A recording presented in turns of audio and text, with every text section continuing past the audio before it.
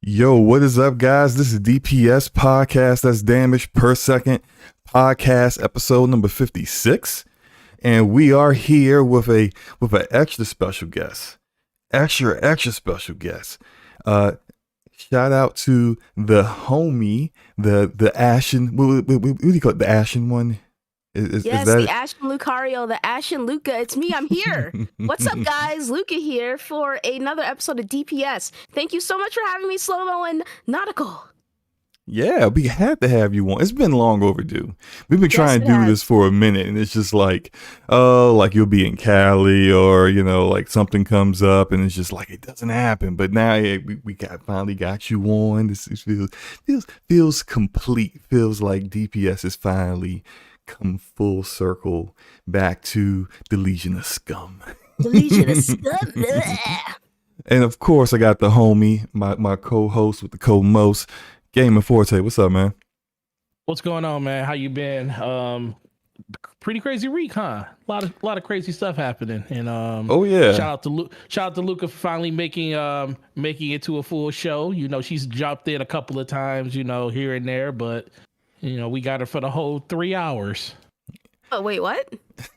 he's joking. It's not gonna be 3 hours. We've It's had not gonna be a 3 little back and hours. forth. Our shows have been getting into Iron Lord's podcast territory. No, it has definitely not gotten into that territory yet. Okay. Well, We had never. one show that went over 3 hours. Yeah, I don't let's know try how not that to happened. Have that happen, boyas. Ooh, yeah, that show was solo. That was the one we did with Code and Leviathan, right? Oh, I take it back. We had two shows almost. That wasn't even the one you were thinking about. No, we had the Code of Leviathan one. That one was over 3 hours, and I think the Jeff Grubb and what's his name went at least 240. The one we had with Chuck Rub and Ram. It ran. I think that one went 240. I don't know. I don't think. It might have been. It was 2.5 something. Man, you might be right. I don't know. Maybe I was being respectful of that show. I don't know. Maybe. I doubt that.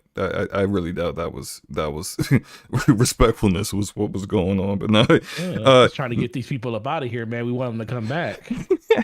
let me shout out some people in the chat real quick.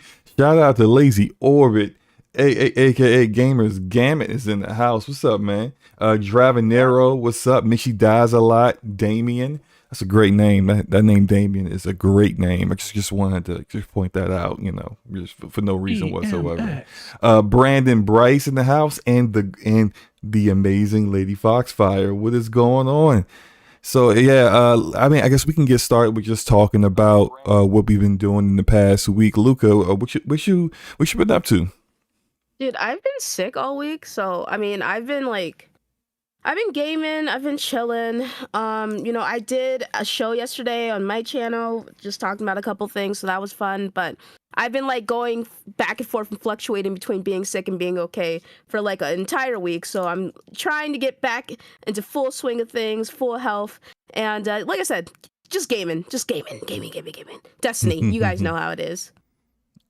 Oh God, Destiny. Oh yeah, I'm pretty sure Forte was going to say the same thing about Not Destiny, really. right? You haven't been playing Destiny? I haven't played. Today was the first time I played Destiny in probably almost 3-4 days. I haven't played since Sunday.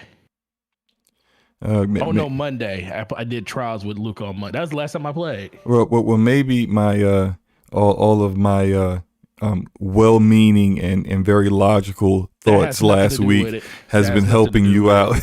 Has nothing to do with it. It was just time to take a break. If you say so, sir. If you say so.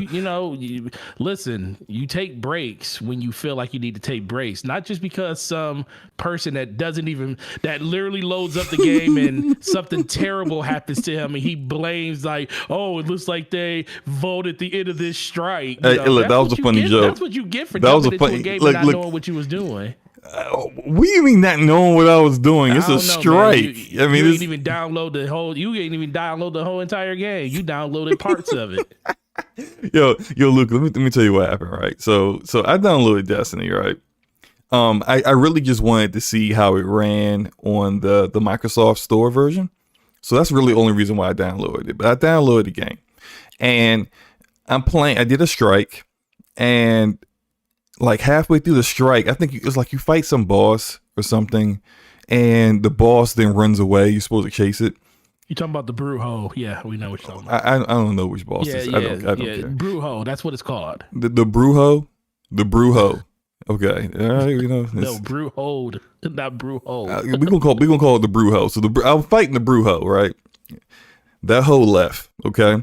So you're supposed to jump into this hole, and we couldn't jump in the hole. The game was glitched or something. There's just like a invisible floor there. And so me and the other two players are just like trying our best to try to get into the hole, pause, and we just can't get in there, pause. And it was just like I took a screenshot of it because I was like, this is perfect. Like they taking content away, and and the content that's still there don't work. So I just thought it was hilarious. But I just find it real interesting that you downloaded the game that you obviously don't care about just to see what it ran like on the Windows Store, but you don't care about the game. Yeah, that Shrek is glitched out on me too, so I know where you're coming from. Oh yeah, it glitched out on it's even in the game. It's glitched out every once in a while.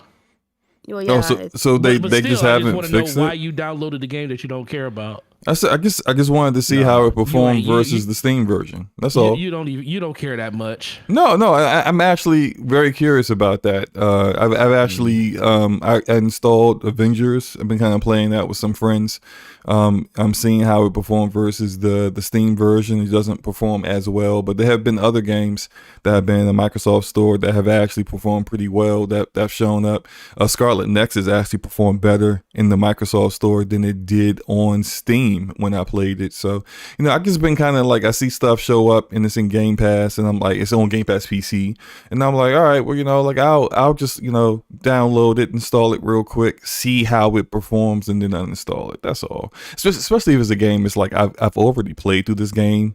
I plan on doing that with Outriders as well, but I just don't feel like it. I wonder if you play on Windows PC, will it show an Xbox logo next to your name? I don't think it does. Instead of the Steam logo. Oh, yes, it will show that. Yeah, it will show that because it's like that with Back 4 Blood. PC people. Yeah. Because it's like that for Back 4 Blood. When I see myself in social within the game, it shows the Xbox logo beside my name, even though I'm on PC. So yeah, but I've been playing Back 4 Blood. I'm still playing that. I'm at the Act 3, and shout out to everybody that came through last night when I was streaming it. Shout out to you, Luca, as well. Came through. Yeah, shout out to those bots for being useless. Oh, absolutely, yo.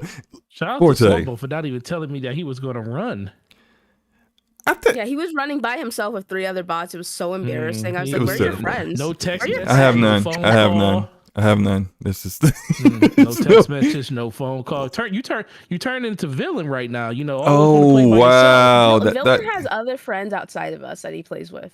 Well, that's what I'm saying. Well, I do. I have that as well. Everybody but us. What? Hold up, man. You want to play with okay, so when you played Back 4 Blood with Lord Cognito, did I get a phone call, a text message, a DM, or anything? But that's before I know you were playing Back 4 Blood. Okay, so you saying you haven't played it since the last time we played it? Right at launch. So you haven't played it. When was the last time you played it? When was the last time you played it? I played all the way up to chapter 2 with you to Back 4 Blood. Okay, have you played it since then? No, because I was waiting for you. All right, okay, my bad. I'm sorry.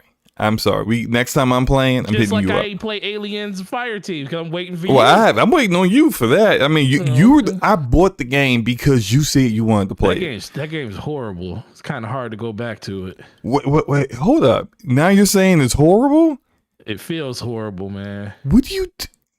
Who are you? What? What you mean? Who am I? When we first started playing the game, you were loving it at first, and then I started. And then it's a reason I haven't booted that game back up. It's just not good. It's okay. It's not. Back 4 Blood is better. Shout out to Orbit in the chat. He said Slobo playing Destiny on the low probably got an entire sock account like level 5,000. Sir, no. I'm telling you, just like absolutely not. I will not. Already beat the raid and everything. He talks about it and plays it a lot for someone who doesn't like it. Yeah, I don't like it, but it's all right. It's all right. He probably likes this stuff that Bungie's doing with paid content. He probably likes all that stuff. Absolutely. Look, no, look. Like, I'm getting kind of offended because clearly, that's the kind of stuff I'm not down with. The way, but was it Bungie doing some other like tomfoolery recently where they like gating? You the one that downloaded their game recently. Well, you're the one who hasn't uninstalled it since 2017 or whatever. So Actually, I have a couple times. No one believes that. Literally, nobody believes that. Okay. Anyway, let's get into put the focus on our guest here, TheAshenLuca. Luca, tell us your. I mean, just real quickly, because I don't want to. We don't want to be here for like 5 hours, but tell us your gaming history and your introduction into content creation. So I have been gaming pretty much all of my life, essentially, but I've been more of a handheld gamer than anything. I was actually a pretty big Nintendo like Game Boy.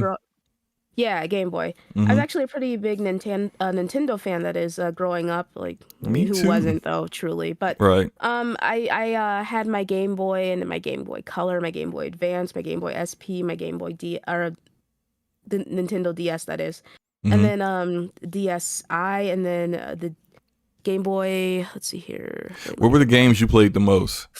Pokemon, Mario. I played a little bit of Zelda, but I'm not really a huge Zelda fan or anything like that. I mostly just played whatever it was that my mom and my grandpa would get me. But I was a big Pokemon fan. My first Pokemon game was Pokemon Yellow, actually, which is extremely hard, by the way, especially in comparison to the later Pokemon games. But, I was a big Pokemon fan, and yeah, and then I got into this community in 2016, and I started gaming on Xbox because I mostly have been gaming on PlayStation. Um, and when I was younger, I used to play a lot of games with my brother. We would play Dragon Ball Z, Budokai Tenkaichi 3 with each other, and other games like that. Played through the Dead Space franchise, played some Far Cry 3. I mostly just play with him on his Xbox. He'd come through and play on my PlayStation with the Kingdom Hearts series, like stuff like that. And then like I said, I got a Xbox One S in 2016, and I joined the community, started seeing other YouTubers around, and then I caught into this morning show called MNC, and someone who had been listening to the show asked me to come through because I'm a girl, and she ran a show with girl gamers, so she's like, I want another girl there. And I started doing podcasting. Then people liked hearing what I had to say, or maybe it was just the novelty of having a girl on their show, I don't know. But I started, guesting on a lot of shows, which you guys I'm sure are familiar with, since that's kind of your bread and butter right now. But wait, not as much, but continue. Eventually, I started doing my own podcast called Scumcast, and I started the show by starting my own Discord and having people come through. I met Slow-Mo and Nautical from my Discord, and along with a bunch of other people in our crew and stuff. Yeah, really fun times. And I was like, okay, let me host a show on my channel and see. We had so many people on, like Don Julio, Lazy Orbit, who's in his Gamers Gamut, and then so many other people, Super Villain, everyone. And me and All Day started Scumcast as a show, like, together, just something to do for fun, you know what I mean? And like talk about the gaming stuff, and also talk about other things going on in the, not only the industry, but also like entertainment mostly, and some politics here and there. But yeah, it's just it's been a lot of fun. It's been a lot of fun. And then I started doing my own videos about like 6 months ago or so. I've kind of fallen off a little bit, but I'm gonna get back into that myself. And yeah, man, it's mostly just been a lot of gaming stuff and gaming related stuff, but I do hope to get into some other forms of content that I also find interesting when it comes to content creation. Nice. So your channel's up to like 4K subs now. Like you Scumcast. Look, I'm not saying it just because I'm a panel member, but Scumcast is like, I think it's a pretty big deal. Wouldn't you agree? Like in within this gaming community, I feel like Scumcast is, and you can agree or disagree, but I feel like Scumcast is like, it's like the Switzerland of the gaming community, in the sense that like Switzerland is always looked at as like not necessarily just neutral, but not aligned with say any kind of other political alliances, and I kind of feel like Scumcast is like that. Everybody can come through on Scumcast. It's just understand that when you enter the Legion, when you enter the land of Scum, that like you better come correct, or we definitely going to hold your feet to the fire. Yeah, I would. everybody's welcome, but they don't all make it out. I would say that the show's still pretty small, but I do definitely have people who are on quote unquote both sides of the IO come through. I have some Xbox guys, PlayStation guys, even some Nintendo guys come through. And as it's also, you were saying, some people are actually scared to come on the show. I've had people tell me, like, I'm not kidding, legitimately tell me, like, I'm afraid to come on there again, or I was scared after last time. But, I feel like the panel's a lot of fun. We have a lot of energy, a lot of good energy, and we have a lot of fun back and forth. And, it's all jokes mostly. It's all a good time mostly. And I just, I enjoy it. I do enjoy it. I enjoy having both of you on. I think you guys are very valuable members of the show. And, even if it's just one or two of you, just having you guys there boosts my own confidence levels when it comes to running the show and having a good time, since you guys definitely make up for certain areas I lack in, like certain games. There's no way I'm playing this game. Ooh, I say certain games. Maybe I should just say certain games for Slow-Mo, because Nautical plays one game. But, certain games that Slow-Mo plays that he can come through and share his insight on. And nothing Nautical? No response? Okay. Certain games that... you already know I'm not going to respond to he can't respond. There's nothing to say. Well, no, I played more games this year than I've had in the last 5. Yeah, that's not so really two? saying much. But anyway, so playing more than 2. I'm joking. So yeah, it's good to have both of them on. They're very insightful fellas over here, and lots of good energy, like I was saying before. And like I said, I don't know about the show being a big deal. I appreciate and enjoy your confidence and love for the show, truly. But we're still very small, and I love the community that we've fostered and built for ourselves. So I love those guys so much. I love all the love and support that they give me and give us and give the family, because a lot of them are in the chat too. So there's nothing but respect and love for all y'all for coming through. And I'm glad people enjoy the show, man. And I'm glad that I was able to help introduce you guys to the community. I mean, I know Nautical was here already. Like he's been here as long as Villain has, I think. But a Slow-Mo, Meta, along with a couple of other people too. You know what I mean? Yeah, Man, yeah, absolutely. First of all, let's be for real. You being super very, humble, very generous right now. She's being super humble right now. Yeah, being humble as that. Scumcast that deal. Let's be for real. I wouldn't as much as I be having a whole bunch of stuff to do, I make sure that Scumcast is the one show that if I'm available, I'm there, because that's where the energy is completely different on that show than any other show that I've ever be on. And I just think that the one thing that we bring and that you bring a sense of family to it, and you're willing to bring people into that family. Now, if they make it out of it, that's a completely different thing. Some people can't hang. But everybody has an opportunity and everybody has a voice, and that's the one thing I really appreciate about what you do with that show, and that's why it will always be like literally that thing that I will always continue to keep doing versus anything else. Yeah, real quick. I'm sorry, go ahead. Real quick, we got a super chat from Artemis in the house, or as we used to call him, Artemis. And before we stop trolling him. Who's we? Me and Forte. Oh, yeah. Okay. Just making sure. That's the we. Used to trade off with calling this guy Artemis for like a good 2 or 3 weeks. But Artemis in the house, he says, $5 super chat. Thank you for that, sir. He says, what is good DPS in Scrum? I think he meant Scum, but yeah, he says Scrum Queen. Dune is fire. Catch the show later. Yes, Dune is fire. I haven't finished watching it. I guess when I finally got done with work and everything, it was already kind of late, and I was setting things up for the show. So I'm like halfway through the movie, but already to me, it's better than the 80s version of the movie by far. The director, he may be kind of a dickhead, but he's good at making movies. So I mean, what can you say? You gotta give people their props when they're extremely talented. But are you guys gonna watch the movie? I have tickets for Sunday. Nice. Forte? Yeah, we have them for Tuesday when I'm off. Yeah, you don't have HBO Max? Huh? I do, but I want to see it in theater. Oh, well, See it in I'm gonna do theaters. both. I'm gonna do both. I couldn't wait, so I'm probably gonna see it Saturday.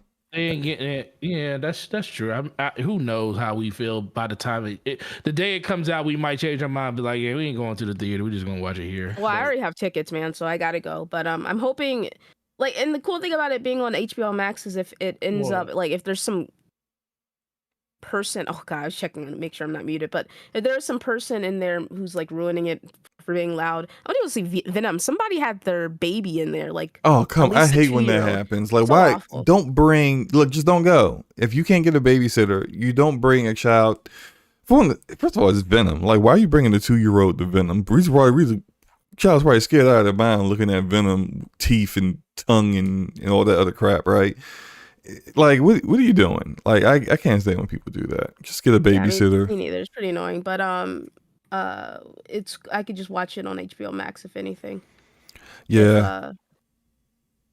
Yeah, I was saying I'm going to do both. I'm going to go see it in the theater, and then I just couldn't wait. So as soon as I knew it was available at the premiere time, which is 6 p.m. today, so it was available at that point, and I've been, like I said, I'm like halfway through it, but fairly accurate to the books. That I've read all of the main books that Frank Herbert created. He's a creator of Dune, and I've actually read all of the prequel kind of books that were written by his son that are god awful, but I read them.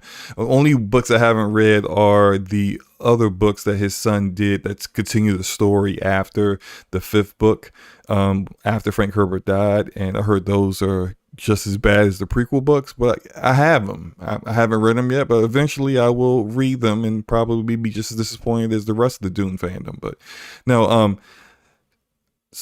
we can get off of Dune.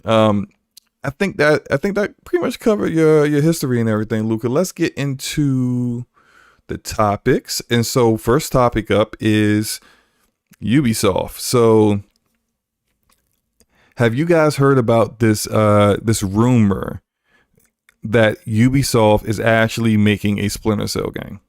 It needs to stay a rumor.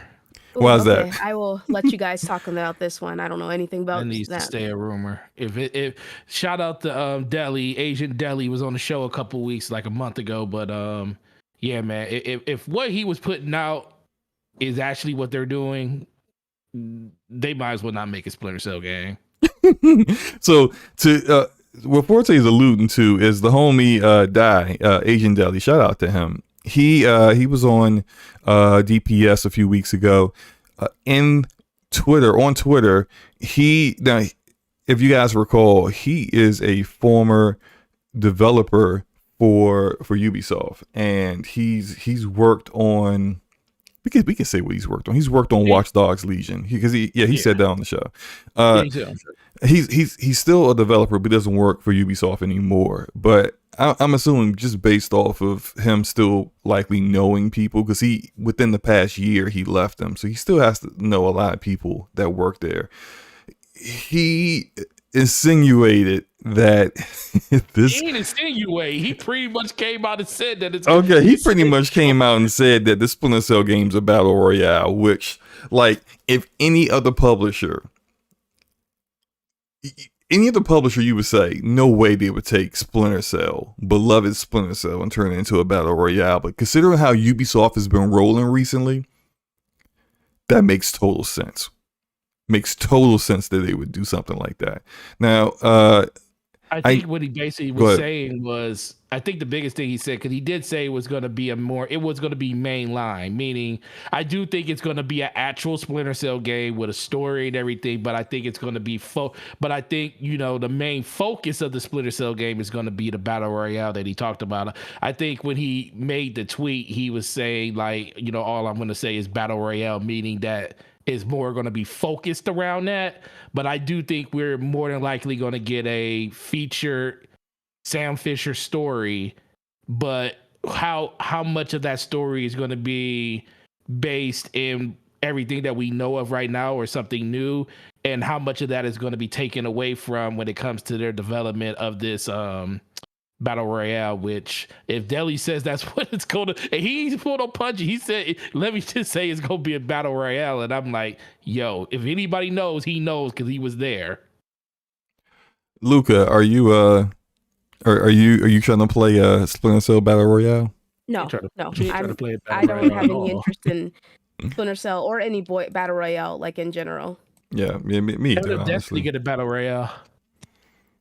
I have no interest in battle royale in general. Luca, if Crucible gets a battle royale, you ain't gonna go in there. Maybe, go in- but you I'm gonna not go in interested there. in it. Like, it's You not gonna an go in there with your ideal. scout rifle? Plus, that's never gonna happen because they don't even give us new maps. It's been 2 years, so come on. They They're Facts. not even gonna give us a new mode, man. They're not even gonna give us a new mode. Facts. Now, I've never really been that big of a Splinter Cell fan. Honestly, the last Splinter Cell I played before today was the first Splinter Cell that came out on Xbox. No lie. And I'm not into stealth games like that. So like, it was a cool game back then, but it was just like, yo, this just really isn't my jam. I didn't finish it. Now, wanting to have some kind of footage for today's show, and now that I have Ubisoft Plus, I decided, well, I just go ahead and download the most recent Splinter Cell game, which is Blacklist, which came out in 2013, 8 years ago. And I downloaded it on my PC, played it. You know, it's not a bad game. I think I might finish it. The stealth elements are not as, like, the thing is that I can go loud if I want to. That's where I guess the flexibility of these kind of games makes it so that I can get with it. If it's a stealth game, but I can still complete my objective by just shooting and killing everybody I run into, then cool.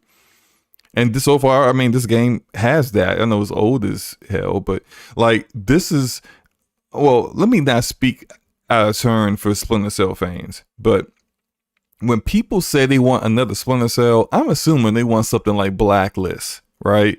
Or what was the other one? Conviction? Right, Forte?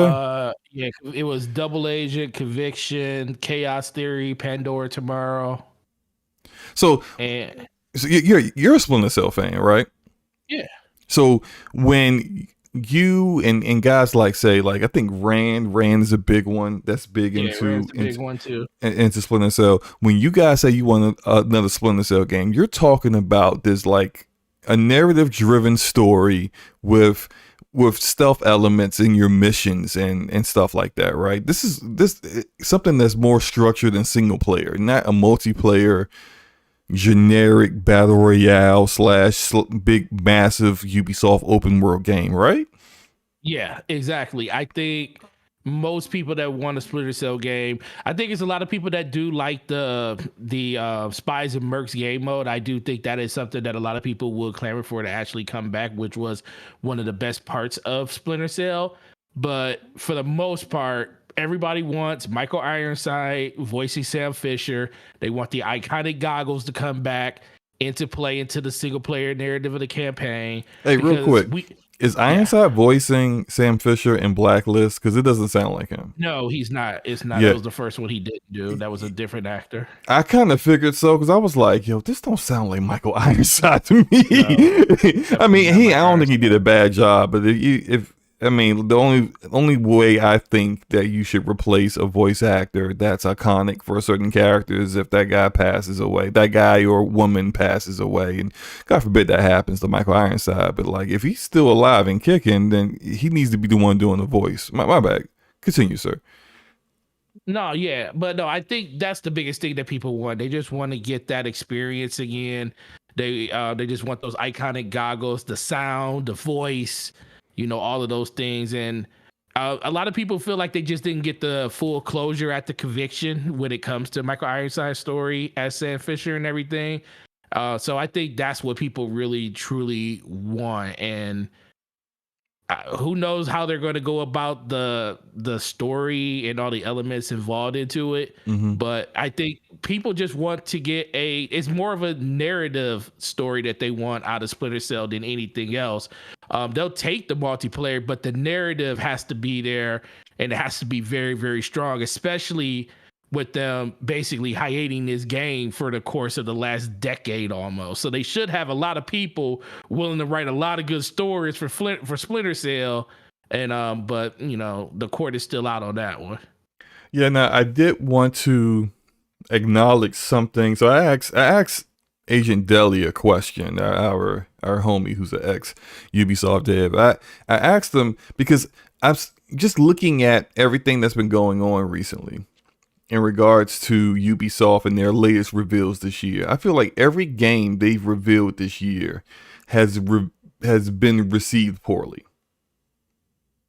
Am I out of bounds by saying that? I think Far Cry's doing actually pretty good. But did they reveal that last year, right?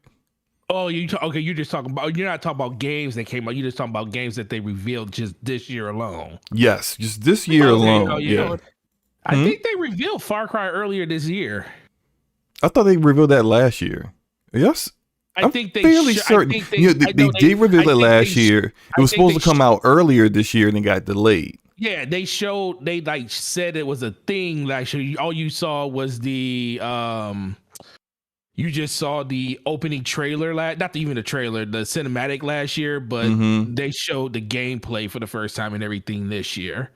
So I mean, I get it. I understand what you're saying. I just look at a reveal completely different. Like, okay, it's cool that they showed a trailer, but the reveal truly starts when you show the trailer for the actual gameplay for the first time. And I think when they showed the gameplay, people were like, oh, okay, this is actually pretty cool. We got chickens out here fighting people. We got dogs running around with no legs. It was really, the dog looked cute. But when they did the first reveal without showing gameplay of the game, I mean, we know what a Far Cry game is. But when they first did that, the story, like the antagonist. I mean, exactly. So they saw him, it was like we love it. Right, that's the whole format for it. It's having a charismatic, very big personality kind of antagonist that is like the focus of Far Cry that you're taking on that with some really kind of generic protagonists usually. But with having Giancarlo as the villain, who's like, after playing the great villain that he played in Breaking Bad, a lot of people were down for that. So I feel like that one revealed well. But the other games that I think of that were revealed this year, the Avatar game they're working on, people didn't care for that. The Rainbow Six expansion, I don't know if that's an expansion or its own game or what. I don't know. Extinction. Yeah, it's an expansion to it. It's just it's a paid for expansion. Yeah, people aren't really hyped for that.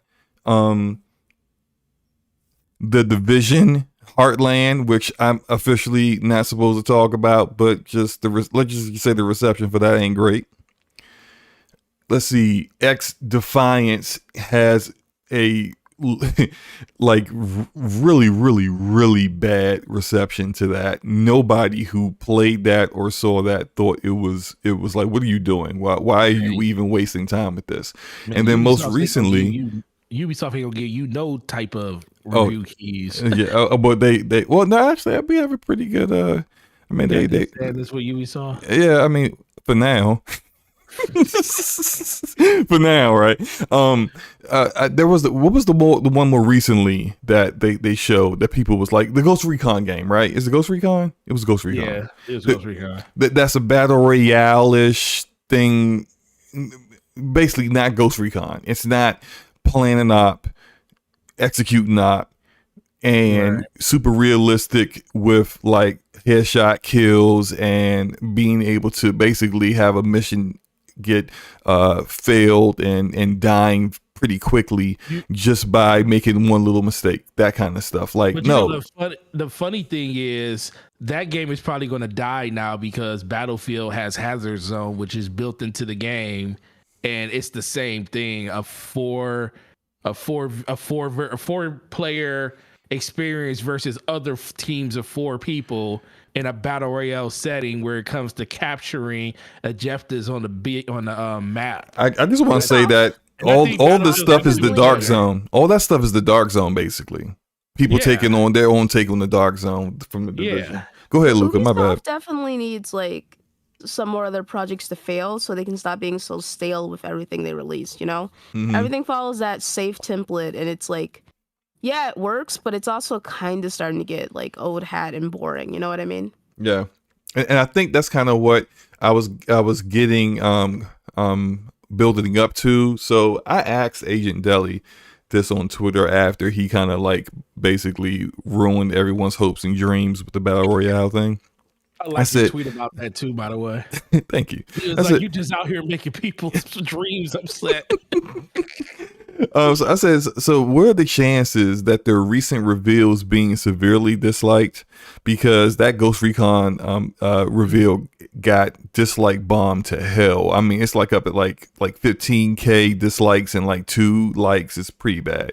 But I said, being severely disliked has forced them to realize that their Splinter Cell Battle Royale was going to get the same exact treatment, and they might actually change it. And his response was 90% chance they cancel and change the style. So even though he basically killed everyone's hopes and dreams with what they were planning on doing, he thinks that they're going to change it. And I don't know if that's coming from just like his own personal feelings, or if he's actually heard something from somebody that says, yeah, it's definitely going to change. They're just shifting gears based off of the most recent reception from the gaming community in regards to the games they're coming out with. So I guess we'll see. That's a hard move too, man. Like for them to put the trailer out about that game and then showcase it, and then for them to basically kind of pull the plug on it, that's a lot of money lost. I'm not saying they shouldn't do it, but it's just hard for me to believe, because we see a lot of videos on YouTube and places like that where you'll see a reveal of something and it get not review bombed, but it will get, downvoted like crazy into oblivion. Matter of fact, like Call of Duty, a couple Call of Duty's done that. And now, granted, we're talking about Call of Duty, and there's way more people that play Call of Duty than that watch that thing on YouTube and stuff. But that they get bombed the heck sometimes, and next thing you know, 16 million sold, and same thing with Cyberpunk and stuff. Game busted, and it still sold like 13 million. Yeah, 13 million, even after we did a massive return frenzy on a game. So I'm not trying, and it is a thing. I don't think Ubisoft has a game that's on that level. Maybe Assassin's Creed, because of just the pedigree that's that publisher has with that IP.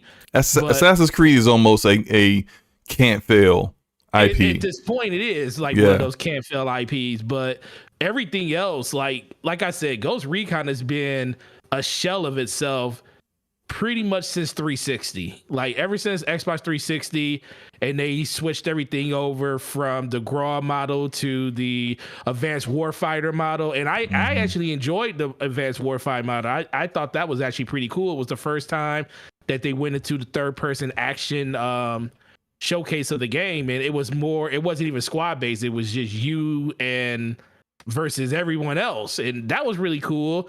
But then they just changed the formula up altogether when they got the Wildlands and they got the Breakpoint. And although I like Wildlands, I like Wildlands too. But the thing is, especially with Breakpoint, they did such a minimum upgrade to the overall systems. It's like they just added things to the game that were technically there in Wildlands, but they just improved them. But they also changed the format. No, look, I'm a Division fan, but when I play Ghost Recon, I don't want to play the Division. I want to play Ghost Recon, and they tried to and do the Ubisoft thing where their games share systems that they shouldn't share, and although they pivoted from that when the reception was, the heck, this is not Ghost Recon, and then they made it more traditional Ghost Recon, kind of like what you got from Wildlands, which I heard is pretty good. I need to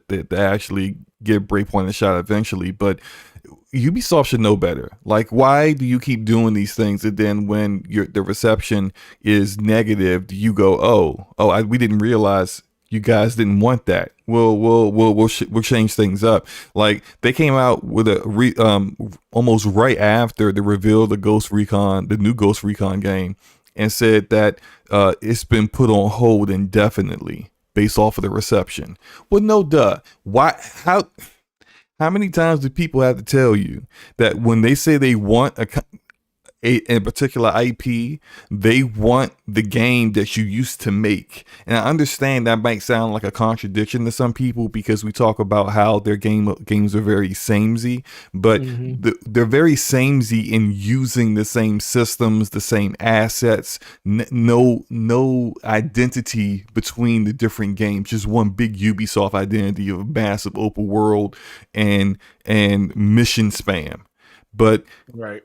What people want when they say, I want Splinter Cell, they want what is traditional to Splinter Cell: the stealth, the Sam Fisher, the tech, the gadgets. That's what they want. Right. They don't want open world Far Cry-ish Splinter Cell. So like that's the difference. And it seems like they don't get it, or they don't want to get it, because like if they just ask people, they're pretty sure they would get that answer from anybody who's interested in their games. Well, But I think it just gives them the ability to, since they have a formula, it gives them the ability to go in to an early development phase with a game, knowing that the systems are pretty much going to be shared across even different, not even just different games, but it makes just development different easier. IPs. Yeah. Because at one point, Ubisoft was dropping 4 AAA games a year. Oh yeah, I remember. We was like, God dang, how many games? But then when we thought about it, like they were all the same. They were all the same, but they were selling. And so for them, this was like, well, of course this is working. It's selling. At the annual like top 10 list of games, 2 or 3 of our 4 games are in that top 10 every single year. So it's working for us. But then that's when they realized, oh, wait a minute, Division 2 didn't sell like we thought it would. Ghost Recon Breakpoint bombed, and no one likes us. What happened? And it's just like, well, you kind of missed the point of what people said. We want these games, and you don't provide those games anymore. Like just throw Tom Clancy's name on anything isn't going to guarantee that it's going to sell. You need to actually provide something, the reasoning behind why people like Tom Clancy games from the very start. And none of your games are designed like that anymore. So yeah, I do want to ask Luca. I want to get her involved in the conversation. So you being a huge From Software fan, and a lot of people, know there's a formula to those games, but the thing is they do a really good job of kind of separating them and keeping them more fresh and renewed when it comes to the different types of games that they do make, even though they are kind of in the same wheelhouse of the way that you play them and stuff. The experience is just different. What is it that you think developers can learn from their way of making those games to kind of freshen up their games, to kind of make people not feel like I'm just going into the same experience with just a different name or number after a game that they publish? Luca? Did Luca just fall? No, I'm just Luca. thinking. It's an interesting question. I don't really know how to answer that. At the end of the day, From Software released Dark Souls 2, Bloodborne, and Dark Souls 3 within 3 years. So Dark Souls 2 was 2014, Bloodborne was 2015, and Dark Souls 3 was 2016. And if you look between those 3 games, not so much Dark Souls 2 because Miyazaki-san wasn't really heading that project, but Bloodborne and Dark Souls 3 are very similar in regards to certain things like the going to a bonfire / a camp light and replenishing their health, all that stuff. I think the main difference is there's 3 mainline Dark Souls games: Demon Souls, Bloodborne, and then Sekiro. And then with like Assassin's Creed, and then all the other games that Ubisoft is helming currently. Let's see, how many Assassin's Creed games have there been? It's been one. Oh man, There's at least a dozen. Yeah, so it's like it has to do with quantity as well. You know what I mean? And it's like, say what you will about From Software games, but overall the games are quality, but they do follow this template that is where you can kind of say like, oh, they got this from they took this part from Dark Souls, or they took this part from Bloodborne, and they incorporated it into this game. They switched it up here. Like, for me personally, I think their latest game, Sekiro, while excellent in regards to the combat, the story is very generic and basic and boring, in my opinion. Okay. But they seem to reiterate and refine on the combat with each new game. So Demon Souls combat and Dark Souls combat are similar in a lot of ways, but in other ways they're very different from one another as well. But Demon Souls and Dark Souls 2 have certain things in common that aren't there in Dark Souls 1, and then Dark Souls 3 has things from Demon Souls that weren't there in Dark Souls 2 and Dark Souls. So it's kind of like they're building upon each other. And if you take a look at Bloodborne, it very much, you could see that Souls template underneath all of it. You know, even though the story is different, the environment is different, the setting is different, the character is different, but you could still see, like, oh, you can tell that this is a From Software game. I feel like the biggest deviation would definitely be Sekiro, because the gameplay is so fluid, especially in comparison to the other Souls titles. But, you know, Souls games are still known for the fun combat, you know what I mean? So Right. I just think, like, they are smart to not just continue with the Dark Souls franchise and take that formula and build upon it and create series where it's like you can see the Souls-esque and Souls template and feel the Souls formula, and then, but you can also tell that they've changed it up. That being said, Elden Ring looks like Dark Souls 4, so maybe they haven't changed it up all that much. I mean, With horses. You can definitely. Yeah, I mean, it's got horses, but it's like Dark Souls. You know, the combat looks very much like Dark Souls. You know what I mean? So I just think that maybe they're not a good example for what can other developers do, because there's still developers that follow the same template. I do think the first thing that you did say, I think is probably the most important thing, is the fact that it's just not as many of them. So when you get to a certain point, franchise fatigue hasn't kicked in for you as much in a From Software franchise game versus Ubisoft, because now you like you said, we're up to 10 or 11, maybe 12, maybe more than that when it comes to Assassin's Creed. You know, Ghost Recon not so much. You know, it's only been 2 of them over the course of the last generation. But then Far Cry has went all the way from Far Cry, I believe 4. So 4, 5, and 6 have been in the last generation.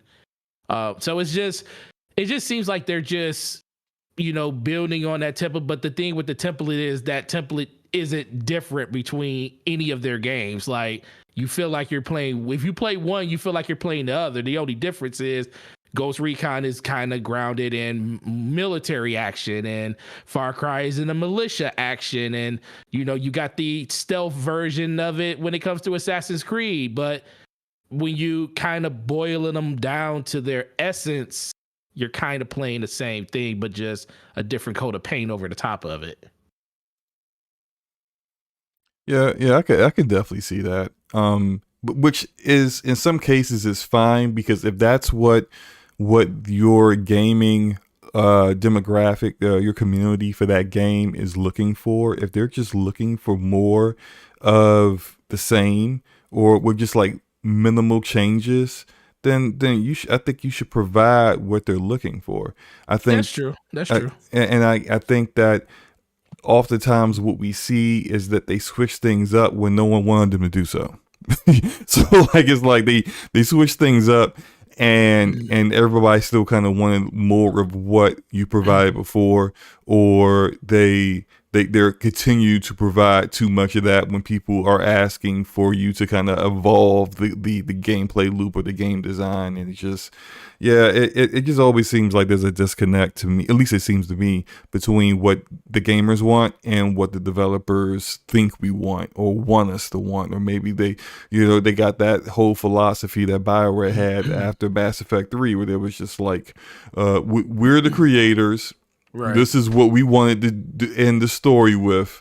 You know, don't tell us how to finish our games, kind of deal, which, you know, I don't necessarily agree with, but it is what it is. You guys said there was 14 with the 3 side scrollers. They had 14. side-scrolling Assassin's Oh Creed yeah, they games? have China, Assassin's Creed China. I believe Liberations is a side scroller, and there's one more. No, Liberations was the Vita game, I believe. But there are three of them. Three of the ones that are side scroller. They play more like that. I forget the name of that ninja game that came out a long time ago. That was in Ninja Xbox. Gaiden? Not Ninja Gaiden. It was Hey, I'll think of it as we go through the show.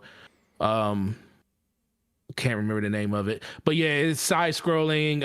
You have you can do assassinations and stuff inside of the play space, just like you can do in a regular Assassin's Creed game, but it's more vertical and horizontal when it comes to like you could be above or below and everything like that. Slackrow says Mark of the Ninja. Yep, Mark of the Ninja. That's it. Nice, Crow. Yeah, yeah. I'll say before we finish this up, I can see why people really want Splinter Cell to come back, because playing Blacklist just kind of felt like a breath of fresh air. Like the games aren't really made like this anymore, so it was a little bit different. A single player game had cutscenes that were very well thought out, and I like my military ops and stuff like that. Like I remember playing Rainbow Six back in the day with my friends when I was in high school, playing Ghost Recon, and us being completely like just flabbergasted that we had to plan the op before doing it.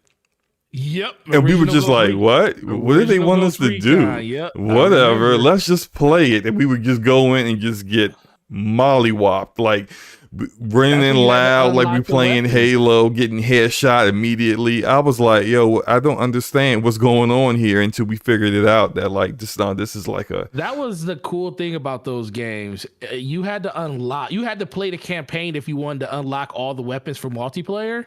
Mm-hmm. And I hated it, but I loved it all at the same time, because the game taught you how to play it as you were going through the single player, and you took those experiences into the multiplayer, and then you just got better and better. And if you wanted those weapons that you kept getting killed by in multiplayer, you had to go play that single player. And games don't do that anymore. They kind of just say, well, pick which way you want to go, single player or multiplayer, instead of guiding you through the experience like games used to do in the past. Yeah. I guess we can move on now. Let's talk about this Matt Booty interview with Kind of Funny. So, did you guys see this interview? I did. What were your thoughts on it? Interesting. Everybody, look. Shout out to Cognito. The busiest man in the crumb side, but he's not in the crumb side. He's not in the crumb side, but he's still, a lot of people still consider Iron Lord is the middle of the pack. They straddle both sides of the line. Oh, but, okay. Yeah, I can see. Not that. Cognito in general, but the show. I know what you mean. Yeah, but shout out to my man. Hashtag just one, and everybody's very enamored with them just giving them this one game. That was what Nick was asking a lot on. Just what are they going to do when it comes to actually getting just that one experience, like a PlayStation game that everybody wants? And I mean, granted, I want that experience. I do want to see Xbox have that experience, but I don't have to have an Xbox to enjoy that experience. I just want Xbox to do what Xbox is good at. It feels like a lot of people are trying to force Xbox to be something that they aren't. Now, if they make a game like that, put a pin in that. Put a pin in that, because we're actually going to switch to. I want to talk specifically about two quotes that Matt Booty had in that interview, and part of what you're talking about is answering kind of like a part of the discussion of making a game that's kind of like Sony's game. So like the first one in regards to this is, let me find it, give me a second, about creativity. Right. about Xbox Game Studios and creativity. So I don't know if you guys are watching the stream or not, but if you are, then I am watching it. you'll be able to hear the sound come up from there. So let me just go switch over to that now. Reported that I believe the numbers for Sea of Thieves are around 25 million, which is super impressive and that's super awesome. Does that make you guys go, we want to see more Sea of Thieves, like in terms of the type of game that it is? Because I know Xbox Game Studios, in terms of the catalog, is very diverse, right? You got your Fortes, you have your Halos, you have your Gears, you have so many different types of games. Does Sea of Thieves success motivate you to want to chase after that type of game, that type of experience for the audience?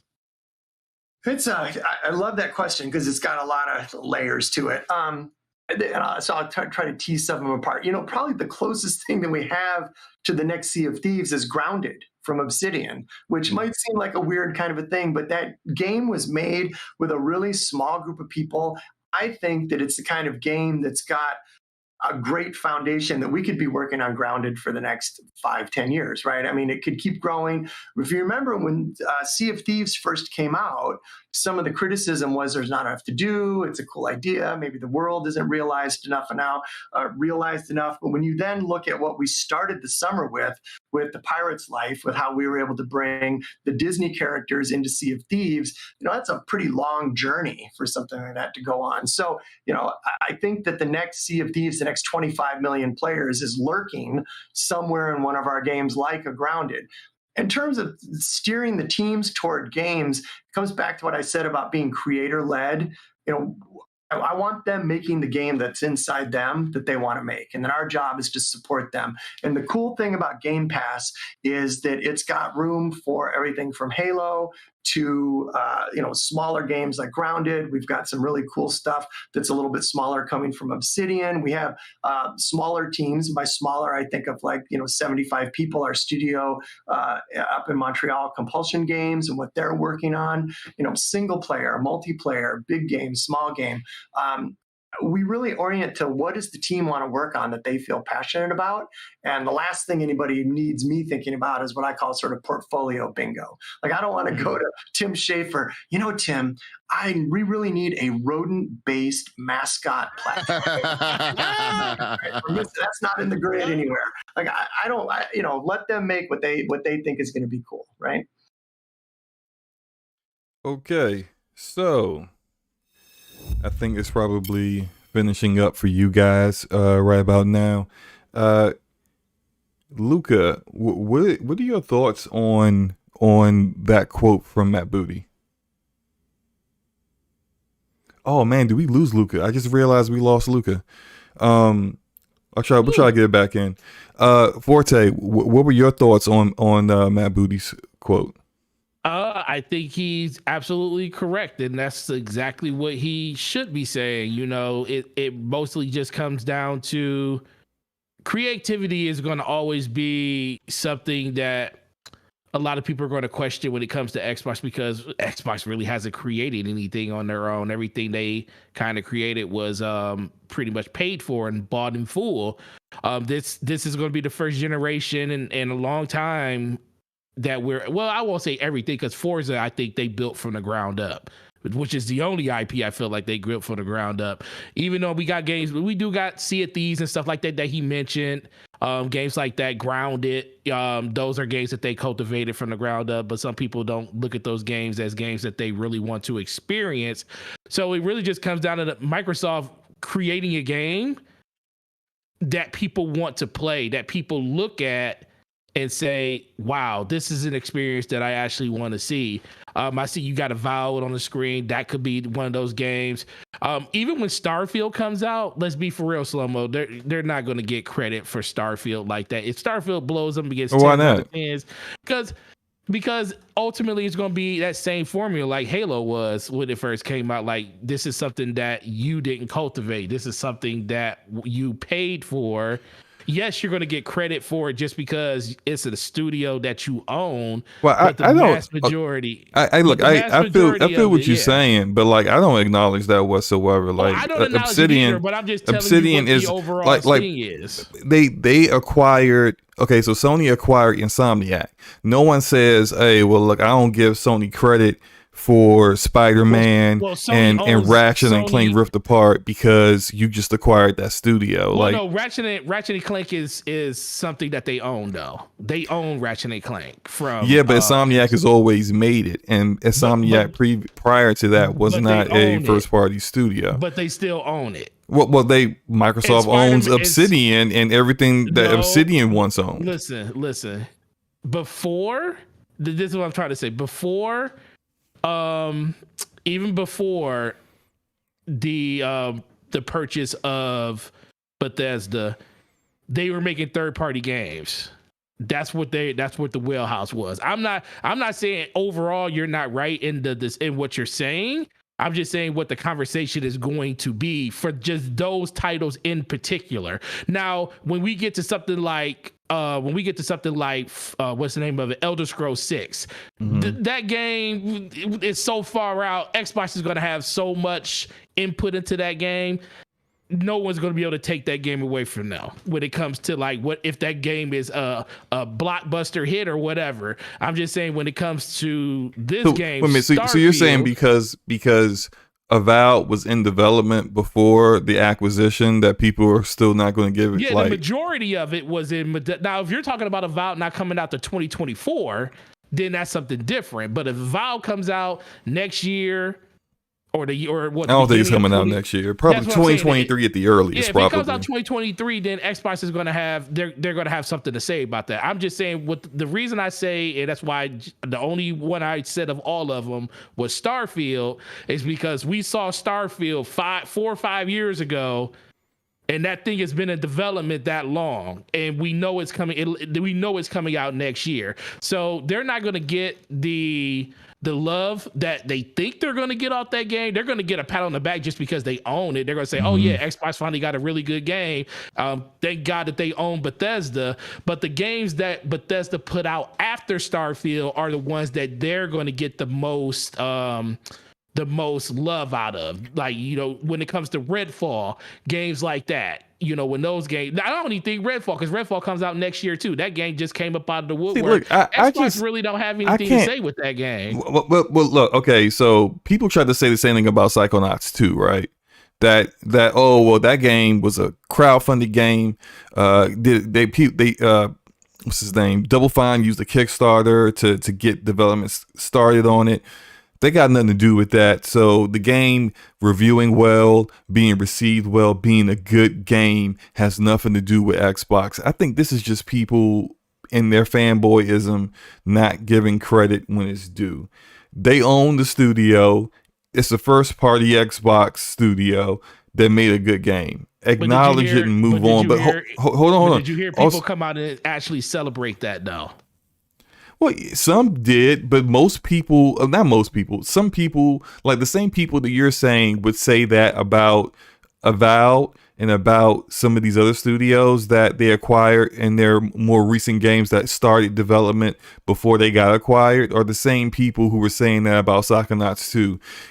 Either they're completely ignoring or not even knowing, being ignorant of the fact that Tim Schafer said that those really good boss fights that were in Psychonauts 2 would not have been there if they weren't acquired by Microsoft, because it was Xbox's additional funding that allowed them to put that stuff back in. That's why I didn't say Psychonauts, because we all know that a lot of the stuff that was added to the game was due to the purse that Microsoft. Yeah, but see, the thing is that like overall, that's happening for all of their games. So for anyone that just kind of feel like, oh, well, that's just clearly just solely the work of the studio without any influence from Xbox. We don't know that stuff.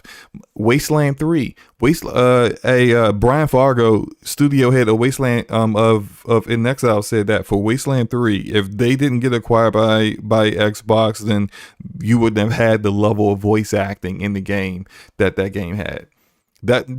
A lot of people check out of games because they got to read the dialogue instead of actually hearing voice actors. So I definitely check out. See, so like it's like with people, there's just no possible way that these games get acquired by Xbox, and Xbox had zero, like no funding, no nothing to do with it. Clearly, we know that they have a management issue in managing and publishing games. And so maybe that's not a strong suit for them. But some of these studios like Double Fine, like In Exile, Obsidian, don't need to have their hand held. They are veteran studios that know how to make their games, and they made quality games already in the past. All they needed was somebody to just give them the money to do so. And I think that's what Matt Booty's talking about when he says that he's not going to Tim Schafer and saying, hey, can you make this rodent-based game for me? I agree.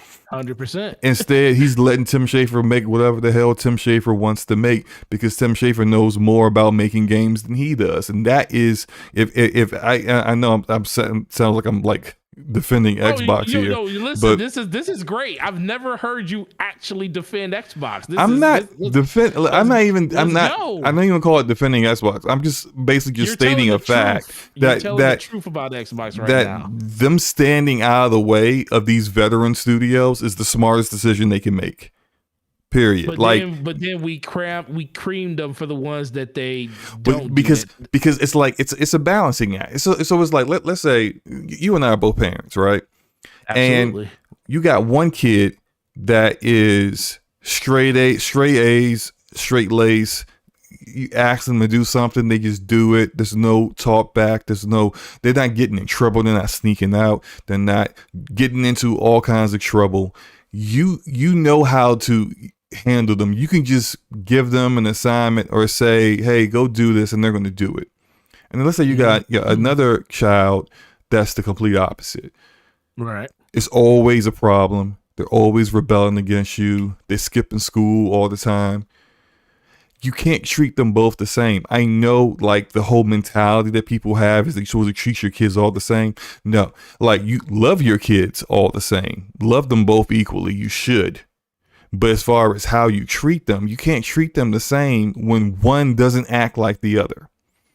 Sure. And so if both of these two kids are supposed to be going to school, I might be more inclined to make sure that the rebellious one is actually at school than the one that isn't. And so what I mean by that, this example is that when you have a stable of studios here, some are extremely experienced and have the prestige that comes with delivering on multiple good games already.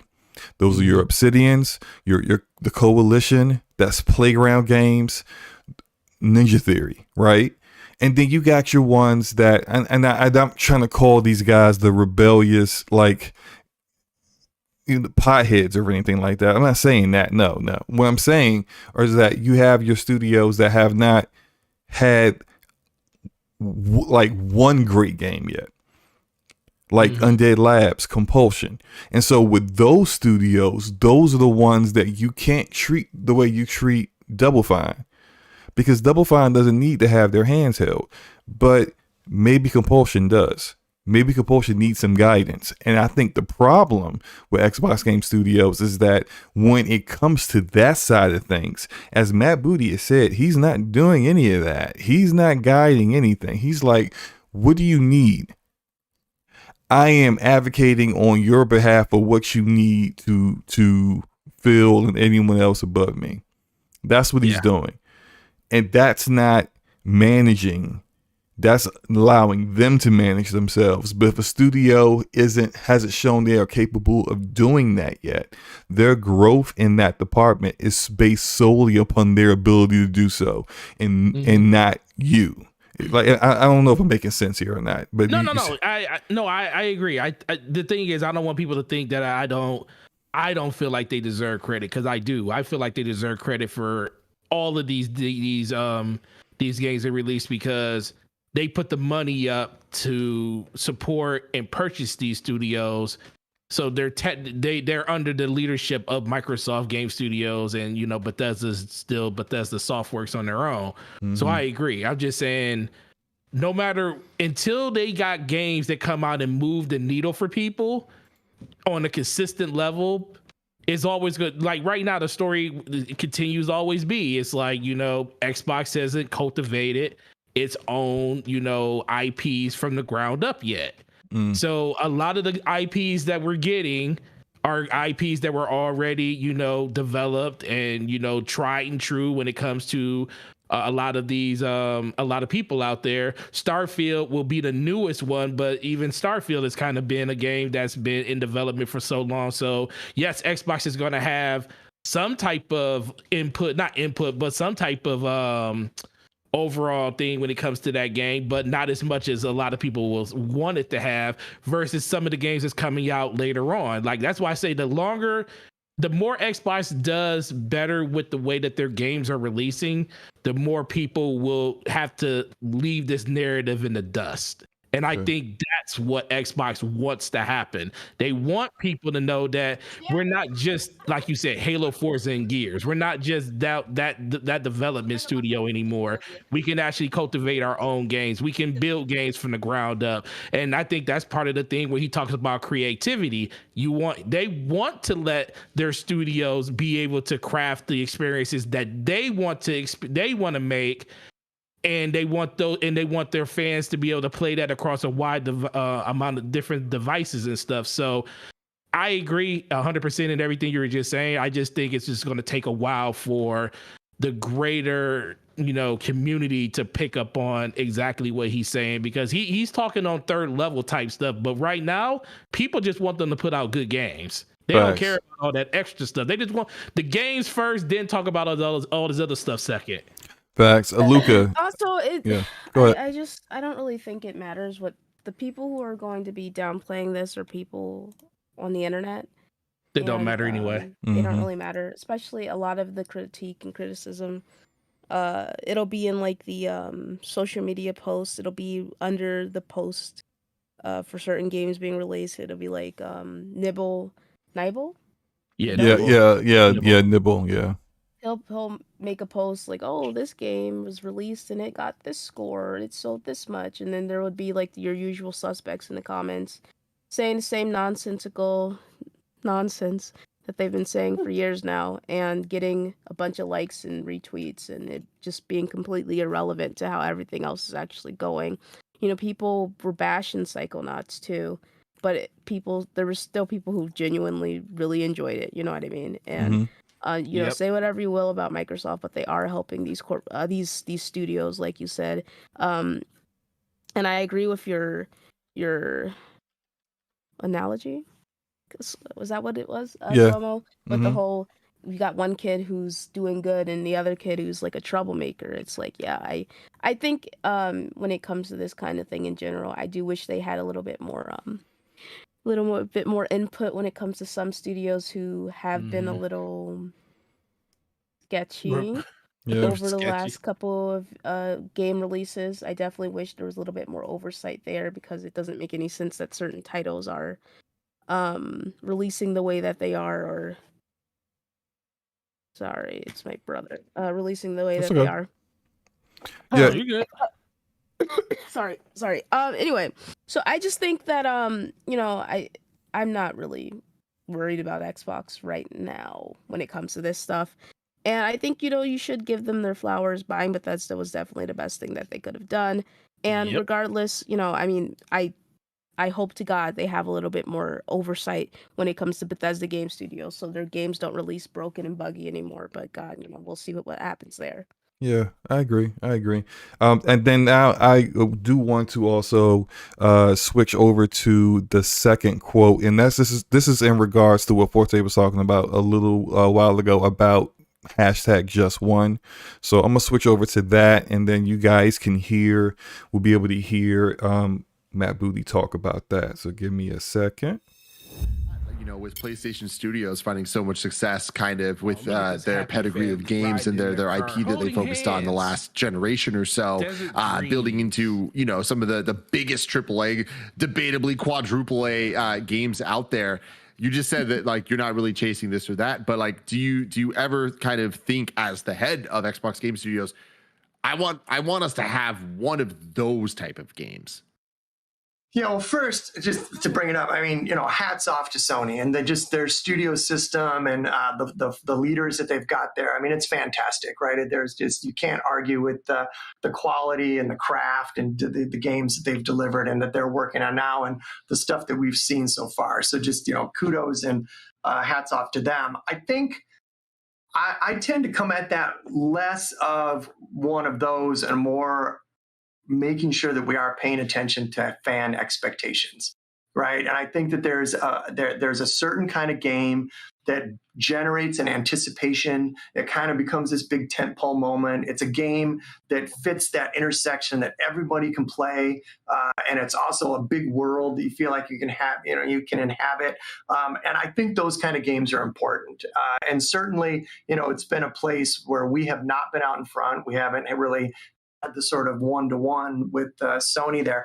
I don't necessarily want to get into what's our Uncharted, what's our Horizon Zero Dawn, what's our this, what's our that. I don't think that does anybody any good. But you hit on a great point, which is what I take away was, what are those games that have got universal themes, that have got a big world that people want to get lost in, that have really well-realized characters and really high production values? That is absolutely what we want to go after. And Phil did an interview yesterday, I think, with the Wall Street Journal, and he was talking about, look, we're not done, right? We're still growing. The games industry is growing. Xbox is growing. And so we studios are going to have to grow along with that. And making sure that we've got those kind of games for our fans is important to us. Okay, so switching back now. So Luca, I did see people like, I feel like they just read the headline maybe, but they were taking what he had said here, the headline that is, and comparing it to Phil Spencer as like a contrasting thing. But I feel like he said the exact same thing. I agree. He did say the exact same thing, just a little differently, and kind of like touched on some different things here and there. But it's overall the same theme, the same point, is that they acknowledge Sony's quality, but they're not trying to make an Uncharted. They're not trying to make a Horizon Zero Dawn, but they do want to make blockbuster games, just not necessarily like those blockbuster games, right? Right. So, Forte, where we now in regards to what you were saying before about #JustOne, what are your thoughts about Matt Booty's quote right there? No, I think his quote is spot on. It really just comes down to what everybody wants from Microsoft. Like, you being if you're an Xbox gamer, what is it that you want from Xbox? Up until this point, most people just want Xbox just to, bring out great games. It's not any particular game they want, because the thing is, I don't need Xbox to do what Sony does because I have a PlayStation. It's not saying that I don't want to have an experience like PlayStation has on their system, but I don't want Xbox to be forced to feel like they have to give me that type of experience. That type of experience should be cultivated over years and years of growth with their studios in order to get to that point, instead of trying to go out and force something on people that, guess what? If it doesn't work, then what the normal for Microsoft has been in the past is not to go forward with that IP. That's too much time, too much development. That's too much wasted man hours to put out something that you want to try to copy somebody else's style of doing a game. Okay, give me a second. I kind of feel like it's not really just copying someone else's style of games. For example, that's what people Remedy with Quantum Break. I like Quantum Break. I love Quantum Break. One of the few games I beat. But like that would kind of fit the format of the kind of game that we're talking about. Crystal Dynamics with Rise of the Tomb Raider, which they went and secured as a timed exclusive at one point, fits that same kind of template of what you see from Sony. Narrative driven, third person perspective, action adventure games. They were quality games. Now, I don't know how I agree with you with Quantum Break. Rise of the Tomb Raider, all the Tomb Raiders, those are third-party games. Yes, they went out and got marketing rights for them, but they are not their games. True, but Quantum Break, I agree. But they saw enough about Rise of the Tomb Raider to say we need to get this as a timed exclusive for us. What was the problem with Quantum Break though? Because I agree with you. I love Quantum Break was buggy at launch, and I think in addition to its bugginess at launch and not reviewing so great, at the time, their insistence that Remedy do this TV show thing show alongside of it, because back then they were TV, dampened what is overall a really good solid game. And then there's also the fact that all their other issues with DRM and their reputation at that time kind of made it so, but all the stuff was self-inflicted on their own anyway, so it is what it is. But that all of that led to Quantum Break and the Xbox not even having a big enough like install base to really have it be able to at least break even, because they spent tons of money. Right now, I think if they did a Quantum Break 2, let's say they work with Remedy, did a Quantum Break 2, they cut out the TV shows, they just incorporated that into actual cutscenes, and they did a Quantum Break 2 that just took the foundation of what Quantum Break was, added some additional improvements to it, and it actually performed well at launch the way Control did. That's asking for a lot. Is it really?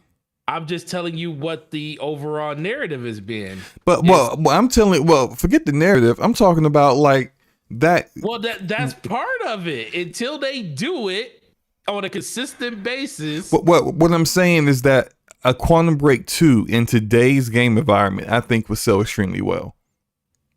On an Xbox console that is Xbox Series X is can't stay on shelves. The funny thing is, I think it would sell great on a PlayStation platform. It would absolutely would. It would sell great on PlayStation. But I don't think it's strictly. Of course, like different platforms have different.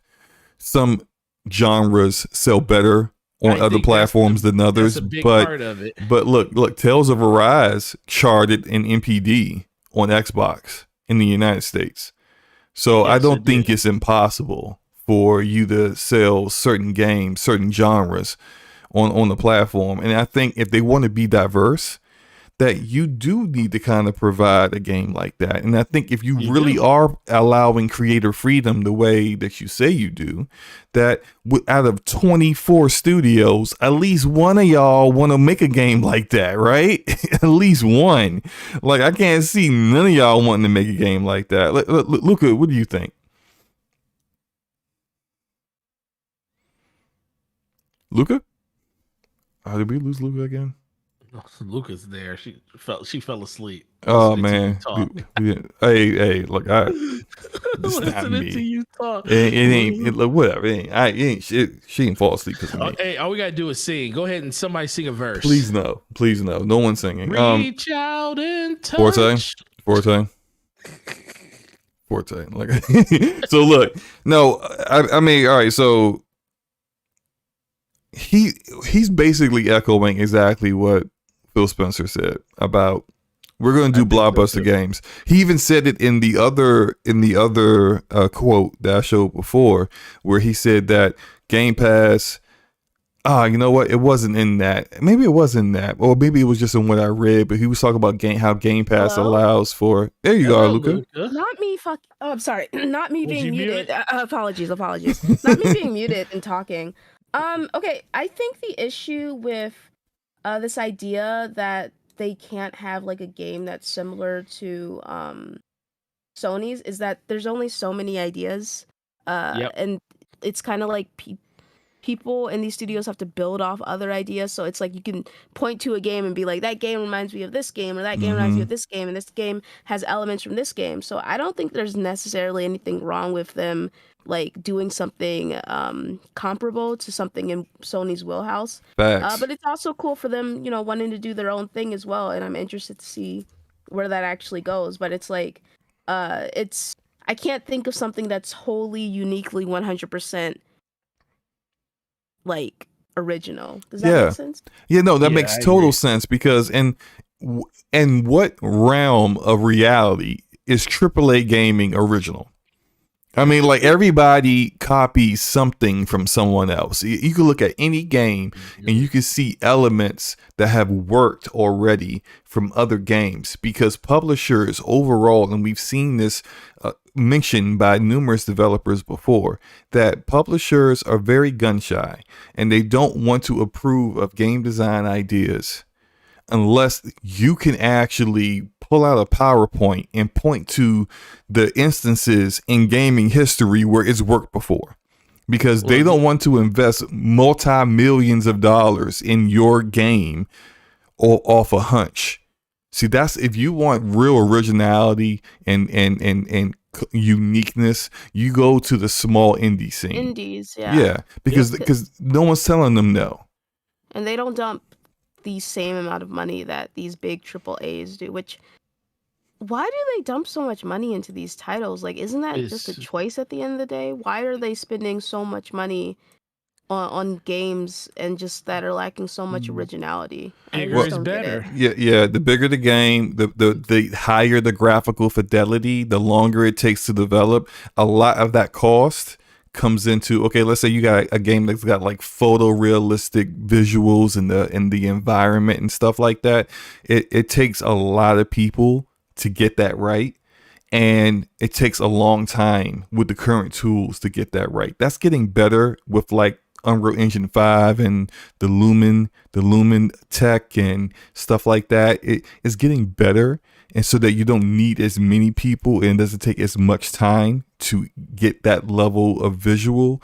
But in the past, or in the present actually, because that stuff really isn't being fully implemented yet, you needed like what is the size of some more than some small studios just to work on those kind of things, and it takes years. So now you're paying people salaries, their benefits, all this other stuff, and that stuff racks up, and overall that's where you end up spending all this money to develop these games and reach a certain level of graphical fidelity where you are convinced that the audience is going to check it out because, wow, look at these graphics, and then they find out the game is good. Can you name some games with like really insane graphics that have really good gameplay too?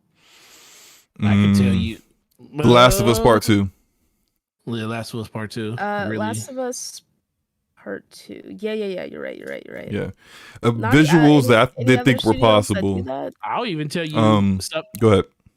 I'll even tell you something like, like the Call of Duty games and stuff. The reason those things sell like they sell in the multiplayer side, the single player side, is because of those multiple set pieces that they put in the trailers. Like, you watch those trailers, you pretty much played the game because they're kind of showing you the big set pieces in the game, just not showing it all to you. And if you sit back and think about how much those set pieces cost for them to put into those games, it's astronomical. Like, think of like Halo 5, that opening cinematic. I can only imagine how much it cost them to make an opening cinematic for Halo 5, which is probably the best cinematic I've seen in a Halo game, which is that was amazing. Which is a minute and a half long. You have no control over it, but you watch it and you're like, wow, that was incredible. And that's what they showed at E3 that one time. Imagine spending all that money only for overall people to have a negative reception of your game. And that's what happened with that game. Like, what is the point of spending all that money and going bigger and doing these like insane things, right? When the foundation is off. You know what I mean? Like, I agree. I feel like the gaming industry has spent years spending more money building upon building upon itself to like make things bigger and quote unquote better in regards to graphics and visuals. And I feel like the essence of the game has deteriorated in regards to storytelling and gameplay when it comes to a lot of aspects. Because some of my favorite games are games that aren't like insane with the graphics or insane with anything like that. Don't get me wrong, I love big triple A's, like that's my jam. I actually prefer them to pretty much everything, right? But it's like at the same time, a lot of my favorite games over this last decade have been games that are like artistically colorful and within and unique, but aren't like The Last of Us 2, you know? Yeah. I agree with. Actually, I've seen developers speak to that explicitly, Luca.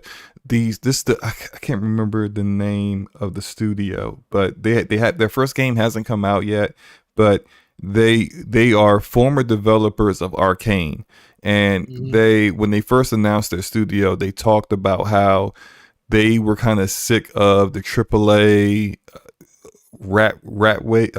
I'm saying my words wrong. Rat race, where it's just you are consistently increasing the graphical fidelity of these games and dedicating more pixels to the budget of and trying your best to get the visuals looking better and better. But what about the gameplay? Like, you're sacrificing enemies on screen so that the visuals look better. You're sacrificing other aspects of the game so that the character model you're looking at looks amazing, or the animations or like top notch, which all that stuff, as I agree with Luca, I love to enjoy. Like I definitely went in on the mediums, like walking animations and the motion matching being terrible for an Unreal Engine game, when you can get you can buy a tool for Unreal Engine that a plugin that can do it easier for you, that independent developers on Unreal have already created. Like, it made no sense why that wasn't good. Anyway, but what? Yeah, I played that game for 5 minutes, bro. Come on. Right. But my point here is that some developers have acknowledged that, and this is why I always say that, like when Sean Layton was talking about the creativity being hurt by the way the AAA development is happening right now, and how acquisitions and consolidation are hurting that's never really going to be a problem.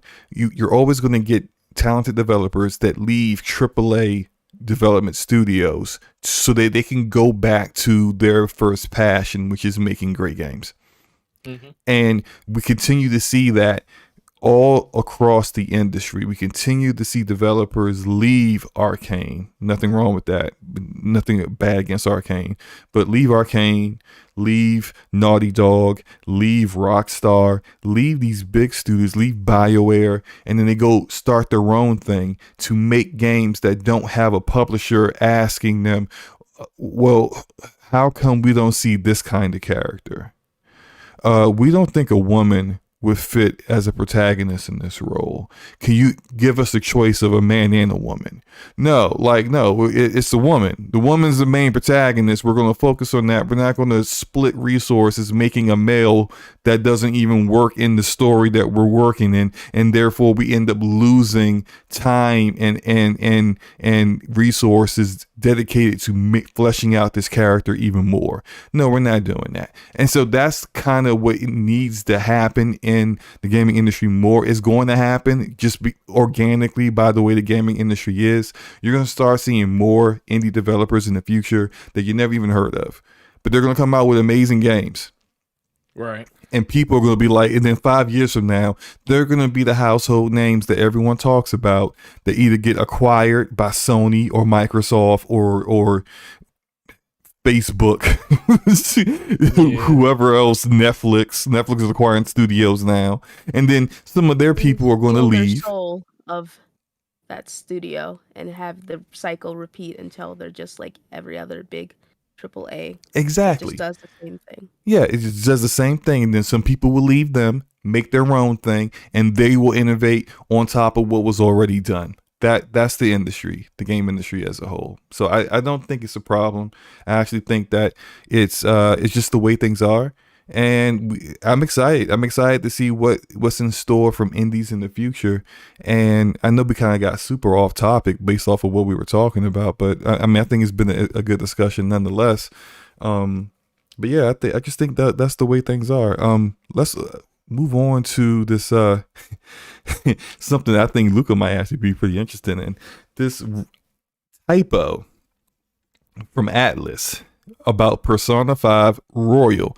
So if you haven't been made aware of this, Persona 5 Royal's got some kind of like prize or thing going on, and in the small, like the fine print of one of the prizes was you could win a copy of Persona 5 Royal, and it had listed there PlayStation 4, PC, and Nintendo Switch, which people were like, wait, what?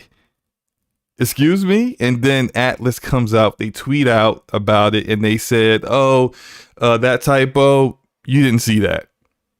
And so now people are kind of looking at that. Like, initially, when I looked at it, I was like, so you're saying it's not a typo? So it's really coming to the Switch and PC? Because will I buy it again? Abso-freaking-lutely. But apparently that's not the case. Luca, what do you think about this? I think that it's completely plausible that the Royal Edition could go to PC. Because, as I think we've talked about this before, the mainline Personas don't go to PC or any other platform than PlayStation. I don't think. It's always like the I guess a reimagining the Strikers. Although Strikers is actually a continuation. The Strikers. No, not that. Talk about Shin Megami? Yeah, Shin Megami Tensei. No. I can't remember Scramble. what the name is, but the dance one. Hold on. I cannot remember what the name is, but I'm talking about Persona 4 Golden got a PC edition, but the original Persona 4 was not. So it's always like they do little updates to the base game, slap on an extra title, and then they're like, okay, go to PC or whatever. If anything, I think unless they've changed like their deal, because as we talked about before, Shin Megami Tensei goes to Switch and goes to Nintendo, and then the Persona franchise goes to PlayStation, and Persona is a spinoff of Shin Megami Tensei. I just figured that's how they had their stuff set up, and I think the next Shin Megami Tensei is actually coming out soon-ish or whatever. Yes, yeah, I think the Nintendo revealed it earlier this year. Yeah. And that is for the Switch only. I still don't think, unless, like I said, unless something's changed and it's like the popularity of Persona has reached a precipice where it's like, okay, we're definitely going to try and get this on the Switch now, which is another super popular console. It's going to sell more. It's going to be mutually beneficial to both of us. If anything, the typo would be the Switch part, but not the PC part. Right. And so that's where I kind of am with it. I think that, like, before I thought like maybe they were just trying to cover their tracks. They didn't make an announcement yet, but they kind of like let the cat out the bag too early until I saw what the actual, like, I saw a screen grab of the actual thing that got people hyped up. And I was like, oh, Nintendo Switch is in there? I was just like, this game's not coming to the Switch. They got Shin Megami Tensei. It's not happening. So now that's when I was like, yeah, this is probably just a typo. But I do recall Atlas saying, was it like a year ago? Or like, yeah, not too long after Persona 4 Golden came out, I remember them coming out and saying that it sold, like, Persona 4 Golden on PC sold extremely well. And to their surprise, which I don't understand why that would have been surprising, but they said expect to see more Atlas games on PC in the future. Now that doesn't guarantee that Persona is going to be on, like, Persona 5 or 5 Royal is going to be on PC, but since you already put Golden on there, I think PC has a higher chance of getting it than Switch. I don't think Switch has any chance whatsoever. Forte, what do you think, man? I think you guys are right on the money. When I saw it, I was like, this ain't coming to Switch. Unless there's a Switch, a new Switch coming out that I don't know about that's going to be powerful to do it. But no, the biggest thing that most people don't know is Shin Megami Tensei goes to the Switch. Regular mainline Personas go to PlayStation. And I can't see it going to PC, but that's about basically it. So when they said it, I was like, man, it would be cool to see if actually get Persona Royale on there, because it is pretty, like, was it a type? Part of me wants to believe that it really was not a typo and that they just didn't expect to, they didn't want that to be on it, because it's like they put commas and everything in there. So it's like they typed that out. It wasn't like it was like, oh, we just like copied it could have been a different game. Like don't they publish Catherine? What is it? Catherine's Body or something? What is that game? Yeah, that Catherine. Catherine Full Body, baby. Like I think like it could have been that game. It could have been something else that they publish or make that ended up like that was intended to be in that spot as a prize, but somebody put Persona 5 Royal instead, or maybe Persona 5 Strikers, since Strikers is on PC as well as PlayStation. Oh, no chance is what you saying? No chance of it coming to the Switch? No, I don't think there's any chance, because and the reason why I think PC is different is that PC isn't really viewed as like a competition, whereas Sony, whichever they got with Atlas and Sega in regards to the Persona franchise, views Nintendo as competition. I don't think they view the PC like that at all. So I kind of feel like it definitely Atlas doesn't think like it would do anything but increase sales for their games for them. So right. I feel like PC I think it was a typo, but it sucks because it would be really cool to play that game on the go. 99 Rukin makes a good point. He says Nintendo could use cloud to bring Persona 5 to the Switch, which is true. Although that still doesn't just, I think it doesn't change the fact that like it's that game. If that was to happen, I can see Sony like, all right, we need to get Shin Megami Tensei over here. Then if y'all taking that, we're taking this, and. Right. I just don't see that happening, because in regards to that particular title and that particular game, they are direct competition on platforms for each other. I agree, 100%. Right. I'm not super well versed in the Shin Megami Tensei franchise. Do we know if it? Because I know that Persona 5 was like the first one to really do like crazy well for that particular franchise. Do we know how much Shin Megami Tensei typically sells? I have no idea. I feel like that. I think that's a niche series, considering the difficulty of it, and everything.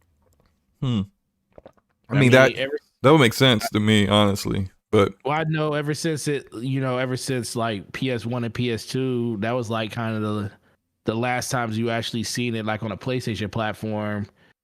Because it pretty much went to Nintendo with the 3DS, and I don't think DS, I think it was 3DS where it started, and they just continued that relationship over there with the Shin Megami Tensei franchise. I imagine it's extremely popular in Japan.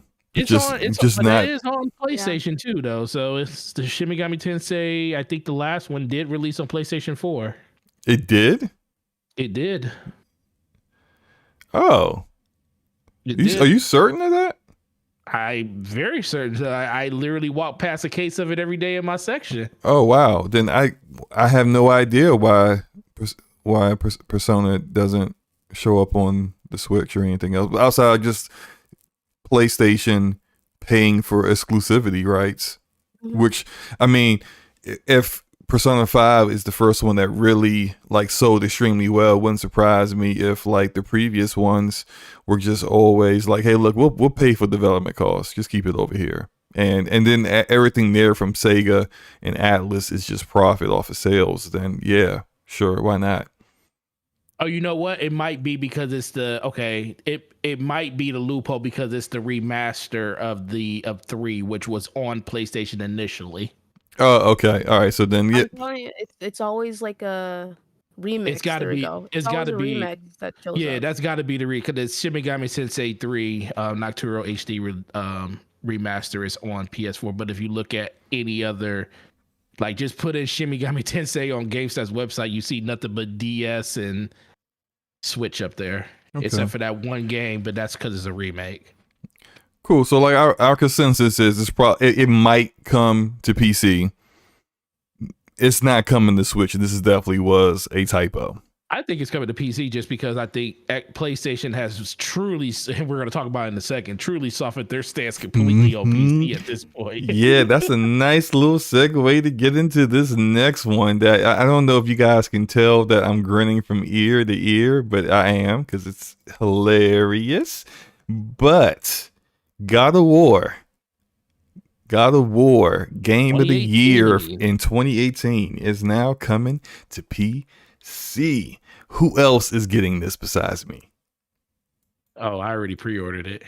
Oh, you did? I just wishlisted. I didn't pre-order it. Oh, you hope somebody else buys it for you? Maybe. Maybe I'll win a bet or something. Who knows? I don't have any plans on buying this. Did you play the first one, Luca? I don't think she played the first one. Did you, Luca? Okay, I don't know how to say this, but Ryan got it for me for my birthday, and I never beat it, but I did get up to the point. I mean, spoilers, but I got the Chaos Blades. Got the Chaos Blade. Yeah. But why did you stick with it? I need you to take one guess. All right, it starts with a D and ends with an Destiny. All right. Listen, Luca. I went on a nice break from Destiny to play that game. I know, but I was playing Destiny, so I didn't beat it. I feel you. It's a good game. But yeah, I know it's a good game. I definitely think it'll. It's good. I think they're gonna sell like PC crazy. will be the definitive edition, as they say. You know what I mean? Shout out to Machiavelli CC for subbing to the channel. Appreciate you, sir. What I can't wait to do with this game is play at 120 frames per second with a field of view of like 105. Like that's I'm not gonna go super crazy with it. Just 105 on the field of view. You know, nothing like 120. But only 105. Just only 105. That's all I want. Not 110. Not 110. 105. You don't want that fisheye look. No, just look. 105, I think, is the sweet spot. I'll take 100. 90 at the minimum. Anything below 90 is abysmal. And like I don't know what you need to do. You need to change up some assets or something to give yourself a better field of view. But 105 is the sweet spot for me. I'm definitely hyped for this, and I think I want to post this question to you guys, and Luca, I'll start with you. What do you think is the next game that's going to that is a PlayStation exclusive or was a PlayStation exclusive that's going to be announced to come to PC? What's left? Spider-Man? Quite a few. Spider-Man, Ratchet and Clank. Man,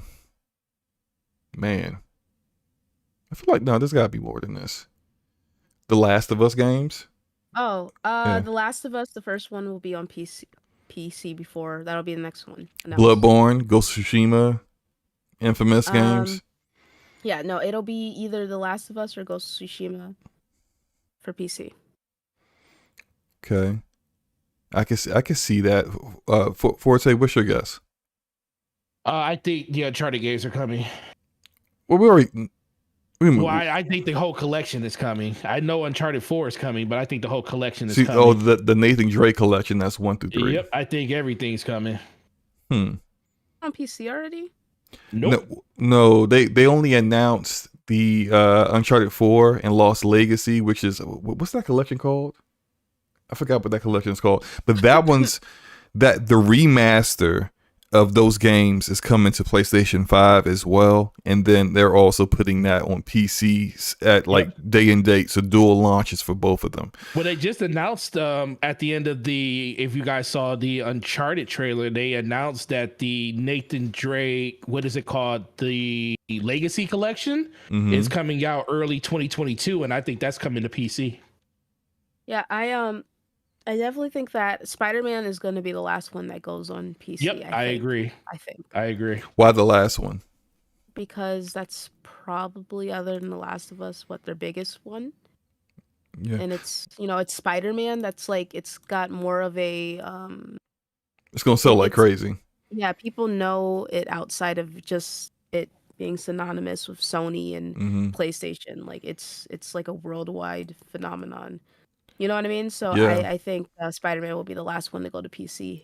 I think when these games show up on PC has more to do with how quickly they can get them ported and get quality ports from them to PC than whether it's like picking, choosing games. I think when Jim Ryan said the whole slate, he meant the whole slate. He meant all of them.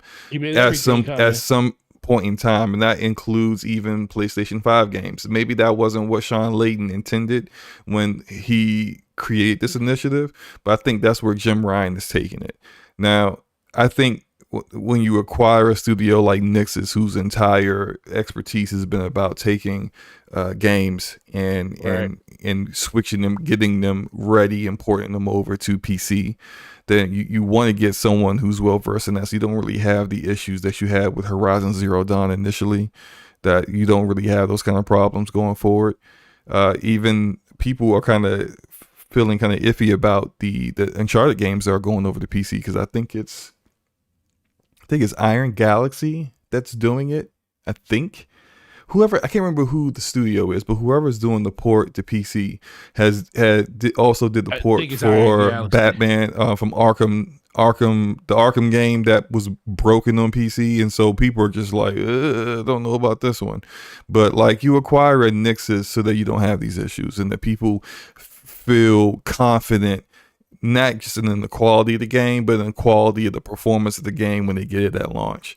And so I think it's going to be more about which games can they get over to PC quicker versus which games are like fit the best. And so I think that's it. I think probably Ghost of Tsushima or Bloodborne would be next, because I do believe, even though these rumors are like like every month, I do believe there is a Bloodborne that's in development as a remaster or a remake or whatever. And I do think that they're going to put that on PC, because even their PS5 games are going to be on PC as well. But it's just that they're just not going to be the whole day and date at launch games. Maybe something like Factions 2 might be, because why not? You put Factions 2 on PC at launch, you're only increasing your player base for a multiplayer title, since you've broken it out from The Last of Us Part 2. But other games, like their more traditional releases, like Spider-Man 2, Spider-Man 2 is going to be on PS5 first, and then like a year or two later, it'll show up on PC. That's the way I think they want to do things. So as soon as the retail value of it ends on PlayStation is when they put it on PC, so they can just basically double dip and get even more sales off of a title that's no longer providing any sales for them at that time. Yeah, that's why whenever people talk about PlayStation going day and date, it's like they don't have to, when they could just double dip. Right. You know? Right. Yeah. All right. I think we'll roll into our last topic, which is Game Pass growth. And so there was this, I don't know if you call it a leak, but just information that came out in regards to Game Pass.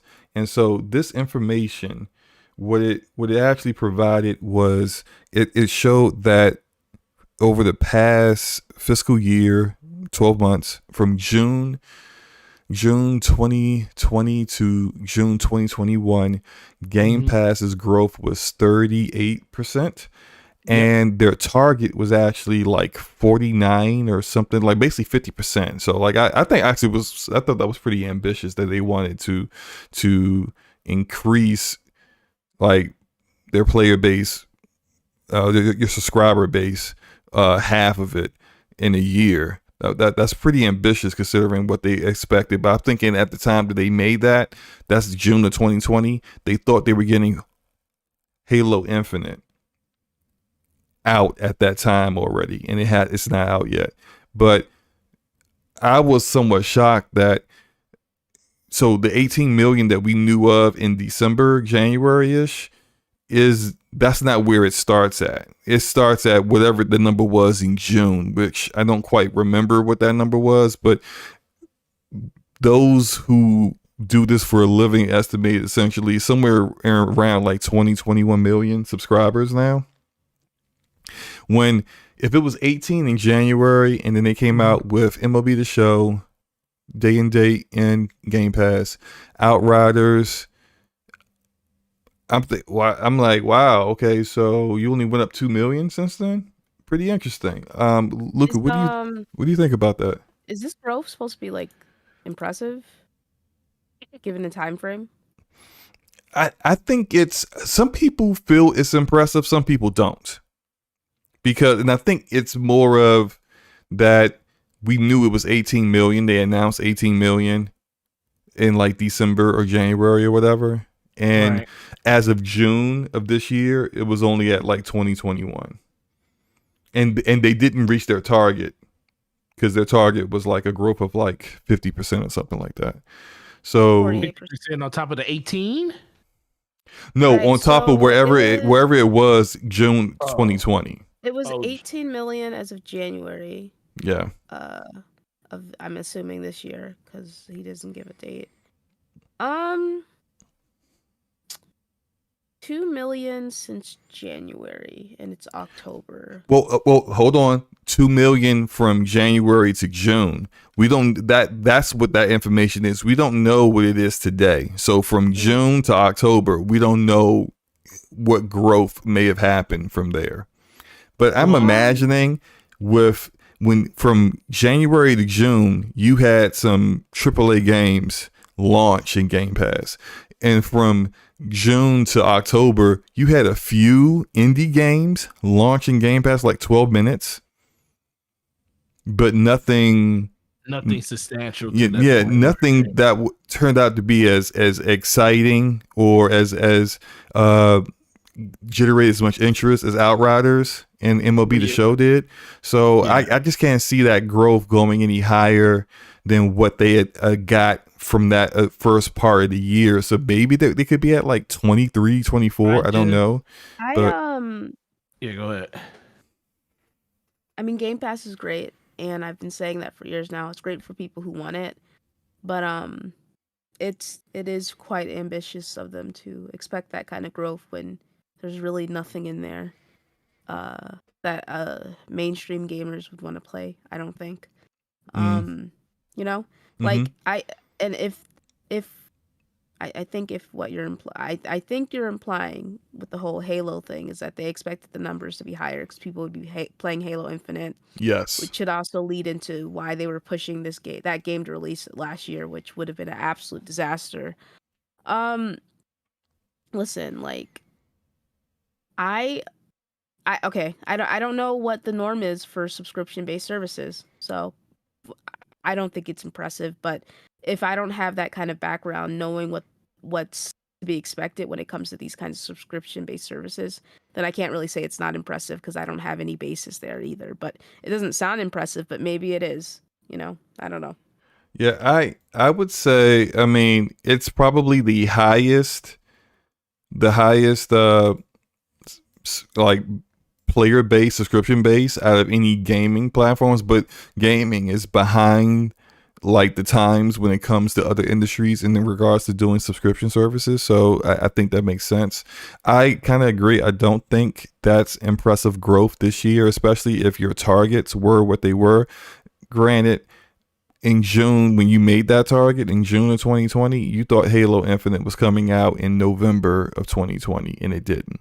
And maybe that was definitely for the well, I know it's for the best because clearly we found out today that ray tracing isn't going to be in Halo Infinite at launch, when we complained about this last year when they said it wasn't going to be in there at launch, and it still isn't. Co-op, they said it was going to be in there at launch, and that isn't going to be in there. So clearly the game ain't ready this year really. It was going to be even worse last year. Well, that could have had a negative effect. So they may not even be where they're at right now if it would have came out last year. So getting what they got based off of not really having much to provide on the first party front, which is was supposed to be the biggest draw to the service compared to its competitors, is I guess it's good for what it is, but overall I agree with Luca. It's not 21 million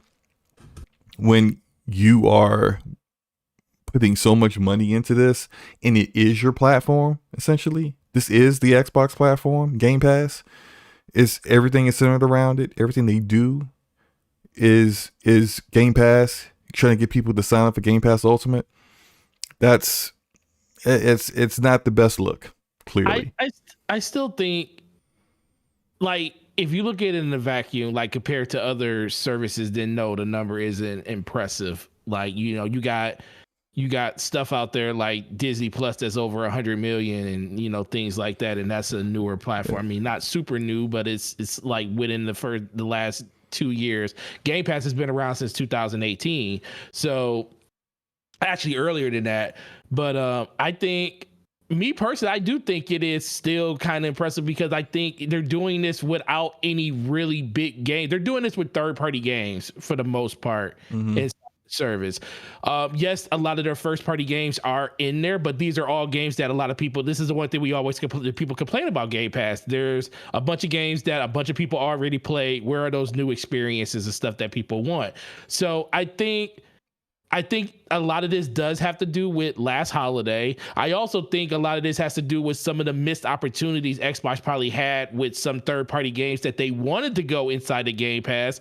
This is just all speculation, but stuff like, Scarlet Nexus. I believe that game they were trying to get that in Game Pass, but they just got a marketing deal instead. But guess what? It still ended up in there. Yeah, pretty quickly, actually, like 3 months later. Yeah. I think games like that, they wanted to be in Game Pass and they thought they probably had a good chance of getting it in there, but at the end, stuff probably fell apart for them when it came to like negotiations and stuff like that. So there's hardly a lot of games that they wanted to be inside that service that didn't make the cut initially, and they ended up in there later on. It seems like any game that Microsoft gets a actual marketing deal with, for the most part, they end up in Game Pass at some point. We do know that all the EA games are going to end up in there at some point, just due to the fact that they have a partnership with EA when it comes to that. EA Play, yeah.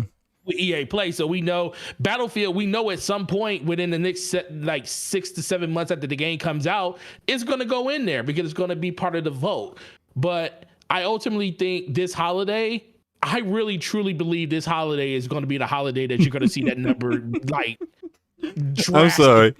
All right. Shout out to Lord Cognito with the super chat. He is messy tonight. Super messy. Iron Lords Podcast, $20 super chat. By the way, if you don't know who the Iron Lords are, I don't know where you've been. You've been living in a cave in Afghanistan or something. I don't know. You haven't been living under a rock. But Iron Lords Podcast is awesome. Great show on Sunday, late mornings, early afternoons. Definitely check them out.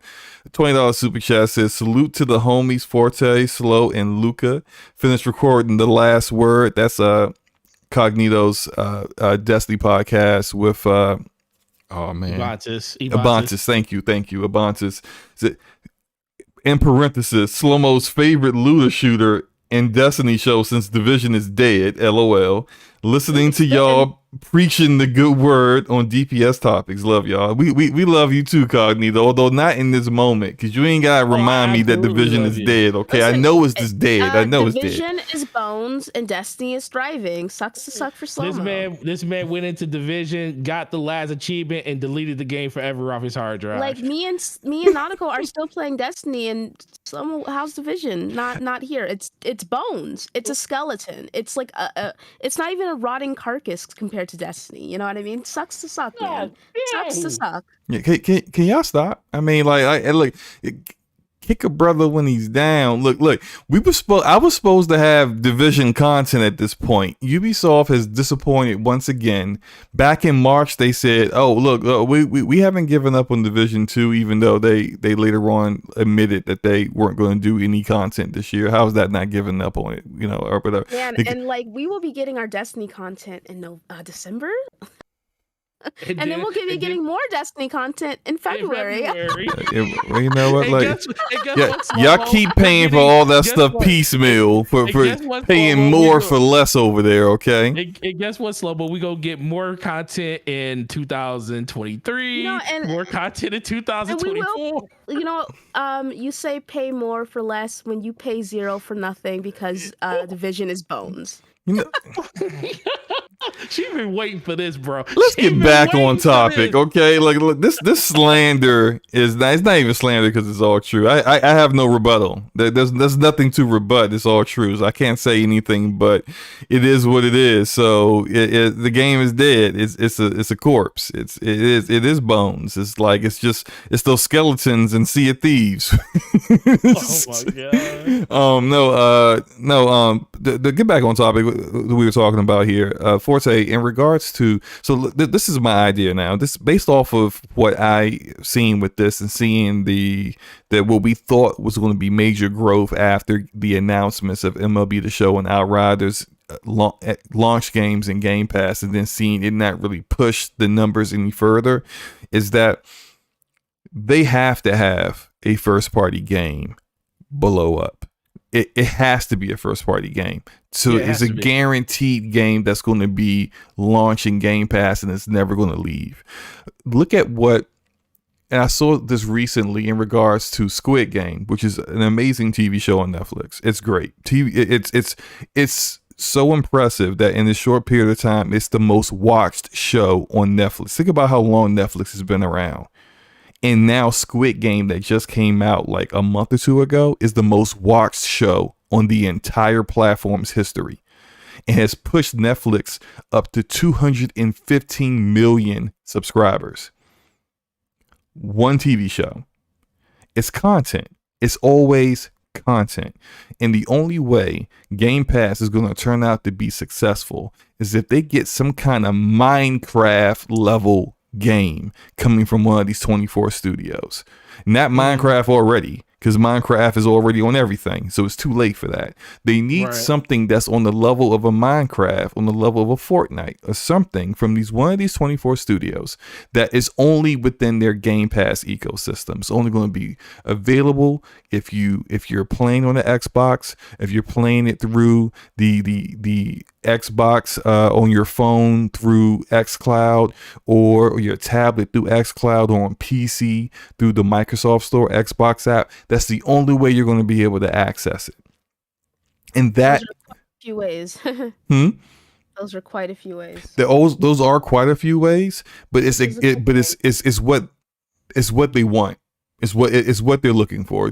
How they're trying to reach the gamers. And in some ways, Sony is adopting a little bit of that in regards to putting their games on PC, because it is, for them, instead of trying to convince PC gamers to get PlayStations to play these games, all right, we'll bring the games to you. See what you've been missing out on. Maybe you'll buy a PlayStation now, or if you want to wait for them to show up on PC and play better on your PC than they would on PlayStation. You want to wait for that, so be it. That's your choice. But at least you get to consume our content. And I think that's a similar but not quite the same philosophy that would remain consistent, the consistent difference between the two platforms. But they don't care that you have all these different methods to access Game Pass, just as long as you're in Game Pass and you're subscribed to it. But the only way they're really going to reach whatever target number that is now a success number for them is if they get a game that absolutely blows, where the casual gamer is like, yo, you guys heard about this game? Oh, you heard about that game? Yeah, the game's amazing. I gotta play that. Yo, you haven't heard about it? Get Game Pass and play this game. Like, when the casual gamer is saying that, the people who don't even call themselves gamers are saying that and they're playing it, now you've got something that's amazing. That's what the word of mouth of Squid Game was. We see the memes and people are like, what are these memes about? What are all these Korean people and this Korean guy smiling in every meme? What is this about? It was red light, green light crap. And then people go sub to Netflix, watch it, and then now they're just consuming Netflix content. That's what they want. That's what the whole purpose of reoccurring revenue and subscription services is about. And they're not going to get that until they get a game that does that. And I frankly don't think games like Elder Scrolls or Fallout will provide that, because those are older IP that the more hardcore gaming community is down for, but the casual gamer don't really care about. It's got to be something that is completely different. Oh shit, not me. Oh, sorry. Go ahead. No, it's got to be something that's completely different, that gets people into the ecosystem, and then maybe they stay there with all the other content that you have. So the draw is bringing a game in, and then maybe Gears 5 or the next Gears or the new Fable reboot or Redfall or Starfield or whatever keeps them in the ecosystem. As Slackro said in the chat, You is pretty popular too. You now is the most watched thing right at the moment on Netflix, and Squid Game is number 2. But I'm sure a lot of the people who sub to watch Squid Game see people talking about You. See You is popping up every time they open up Netflix, and now they're going through those 3 seasons. So it's like that's the way this works. I disagree. I think Elder Scrolls is big enough to attract that kind of audience. The casual gamer for Elder Scrolls? I think it's big enough if you look at their lifetime sales. And also Fallout franchise too. So God, just thinking about it, but like in total, like Skyrim has sold 30 million. And that's just Skyrim. Mm-hmm. It's if you look at like the Elder Scrolls in general, but that's 30 million resales of re-releases on every platform that can run it. It's not like it's almost like GTA, where GTA is reselling to the same GTA community. Like I think it's up at like 150 million sold or something crazy like that. But that's not 150 million people who have played GTA. That's whatever the real number is. Go ahead. Fallout 4 sold 13 million. Fallout 3 sold 9. Fallout New Vegas, which is a spinoff, sold 7 million. 76, even though that is an atrocious demon, had 2.46 million.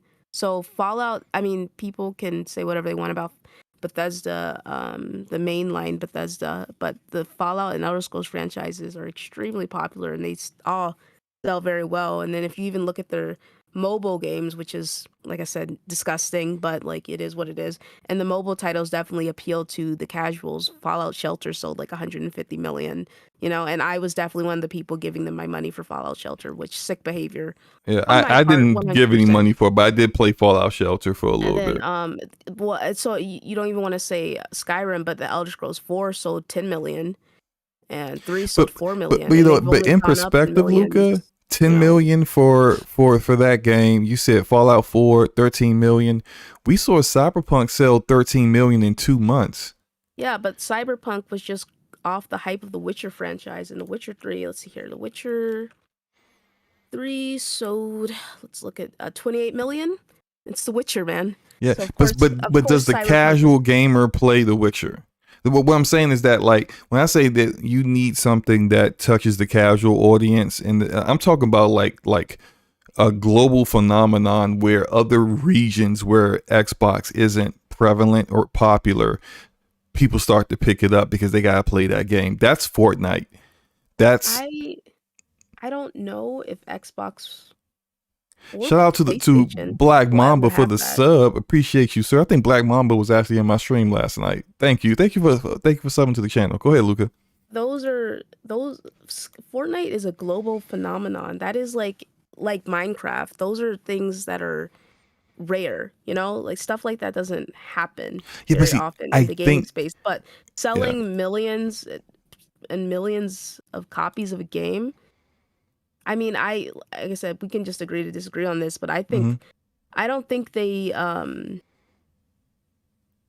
think they would be good with just the people who are fans of those franchises coming into this subscription service, because I'm sure there will be plenty of people who love those games checking in to get an Xbox or get it on PC or mobile or wherever else they want to get it in order to play those titles, and maybe signing up for Game Pass to save an extra buck or two with that. I think that the reason why from the outside looking in, the Game Pass sales look slow and look small, especially in comparison, is because there's nothing really in there that drives Game Pass like that. But I think we'll start seeing something different once they drop the next Elder Scrolls and Fallout. And I mean, I don't know. I'm kind of up in the air about Starfield myself. We'll see. I was just about to ask you about that, because that is a Bethesda game. We don't really know if it's anything about it. Yeah, we don't know if it's going to follow the Bethesda format, but if it does follow that format, there is a community that consumes that and doesn't stop consuming it. They love that kind of content. They're only going to be able to get that through the Xbox ecosystem of Game Pass. Yep. I would say that if whichever one of us is correct, where you think it doesn't need to be a game as big as a Fortnite or a Minecraft, but just a big blockbuster IP that's exclusive there, and they got that with those Bethesda games, that would do as far as pushing Game Pass to whatever goal that they needed to get. I think we'll find out in a year then, because when Starfield comes out, even though it's not Elder Scrolls in title and it's not Fallout in title, it is that studio's game. And I don't think Starfield's going to be doing that personally. Yeah. I think it has to be Elder Scrolls or Fallout. Probably Elder Scrolls, because Elder Scrolls is bigger. So. Well, I mean, if that's the case, if I'm them, if what you're saying is true in regards to what I'm really hoping something else hits before then. Yes, because Elder Scrolls isn't coming out for quite some time, so we'll see. Yeah. I mean, I just think that, of course, there's Halo, and depending on how Halo is received, and if it's big, I mean, it's Halo, but it depends on how well it's received. If it's received really well to the point where people are like, Halo's back, it'll even get people who've fallen off or who didn't like Halo 5 to come through and give it a try and check it out, Yeah. But although even in that case, me speaking as a Halo fan, I don't think a success for Halo Infinite means it will surpass Call of Duty, No. But that's. Did anyone say that? No. I'm not saying you said that, but what I'm saying is that I'm asking, is that like a sentiment that people have that it'll surprise? I've seen pockets of people think that, and I think they are in a vast minority. But I feel like in regards to surpassing Call of Duty, that's a ridiculous it's not. But they do need a Call of Duty kind of activity out of Game Pass in order to really push subs higher. I don't think Halo Infinite's really going to do it. I think I believe if Halo Infinite can't do it, I'm trying to figure out what can, because especially with it being a free to play, the biggest part of the game is the multiplayer part, and I think with that being free to play across the board, if that can't do it, I mean, it's going to probably be something else, like like she said, Skyrim can definitely probably do it. But I just think it really just comes back to, are people, it's crazy to me that people just aren't ready to just give up on just not purchasing their games yet, because a lot of people still walk into a store that have Xboxes and still buy their game. So I think it's an option. Well, why would they want to? If that's how they want to consume content. Well, no, it's definitely an option. But I'm saying, we're talking in the lane of Game Pass, where if you can't even convince the people where those games are going to be in that service day and day, if you can't get those people to buy it, then it's something else that they have to do in order to get people's buy-in to want to be in it. Because it's not about just one title. It's about the longevity of all the titles that's going to be in there. It's like right now, it just seems like a lot of people, when they buy Xbox games, they don't think that game's going to be something that they're going to be playing long-term at all. And I think that's where it kind of starts at. You know, they don't have a game like quote unquote like Destiny. Let's put it like that. Destiny is the type of game, if Xbox would have played their cards right, would have been a first party title. It could have been something that could have been that sustaining theme for something like Game Pass. You know, think about it, all the content available day and date when it comes out, don't have to pay for anything. You know, the people that play like me and Luca, something like that is pretty valuable, especially for a player base that is, you know, in that type of ecosystem. They just don't have anything like that at all, you know, that wants to, you know, they don't have a subscription type game that values you to want to be tied into that subscription. As of right now, they try to make it seem like games are enough to do it, but you got to have a game that's built for that people want to play, and they just haven't cultivated that just yet. Okay. Maybe in the future, something like, you know, like Luca said, Elder Scrolls can be it, but I think Halo has an opportunity to do it. But it really just comes down to how well that multiplayer is going to perform, because I don't know if the single player is going to be enough to do it on its own. All right, I want to address what you just said, but let me get to Bunty's super chat real quick. Bunty, thank you for the super chat. $5 super chat. Says nothing will do it, but if Microsoft pays Activision or GTA to put their games in Game Pass day one, maybe, but it won't happen. And I agree, that's not happening. We already heard from Take-Two CEO Strauss Zelnick that he's never going to put any of his games in something like Game Pass day one at launch. They sell, their games sell way too highly for them to feel like they need to do that, or that would be beneficial for them at all. Now, I'm not saying those games never show up in Game Pass, because they all show up in Game Pass eventually, just 3 to 6 months after launch, or whenever their sales start to dip is when they show up in Game Pass. So yeah, I agree with Bunty that you do need something of that caliber. And that's why I was saying that has to come from Xbox Game Studios internally, so that you don't have to worry about trying to convince or trying to spend a ridiculous amount of money to a Activision or to a Take-Two in order to get that game into your service. You don't have to worry about that, because you got that ingrown from the Coalition or Playground Games or whoever. Another super chat we got from 99 Rukin. Appreciate that, sir. With the $2 super chat, he says Microsoft needs an Xbox Smash. What Game Pass needs. I agree. That's what I've been saying. And in regards to what you said, Forte, in regards to Destiny, and Destiny being what they needed, I think Destiny was a good boost for them last holiday. Last holiday. But what's the concurrent numbers for Destiny on a regular basis, on a monthly basis? What, like 2 million? Daily is just about 1 million. Okay, 1 million. That's not that. Having a game like that in Game Pass would be beneficial, but just they need more, you know. So they need more. They need a lot more than that in order to push it towards whatever level they need it to be successful. So if that means they gotta deliver Bungie the bag on an annual basis to get that new expansion in Game Pass every year, then you do that, so that you at least got that pocket of that kind of gamer. But you need to hit other genres and avenues, and hopefully get some other big blockbuster game that's bigger than Destiny in order to kind of push you beyond that. I think I know that I may have a minority opinion on that, but I think I think that we'll definitely see. We'll definitely see how this turns out in another year or two. But I know we run a little bit over. It's 11:25. Great show, guys. Absolutely great show.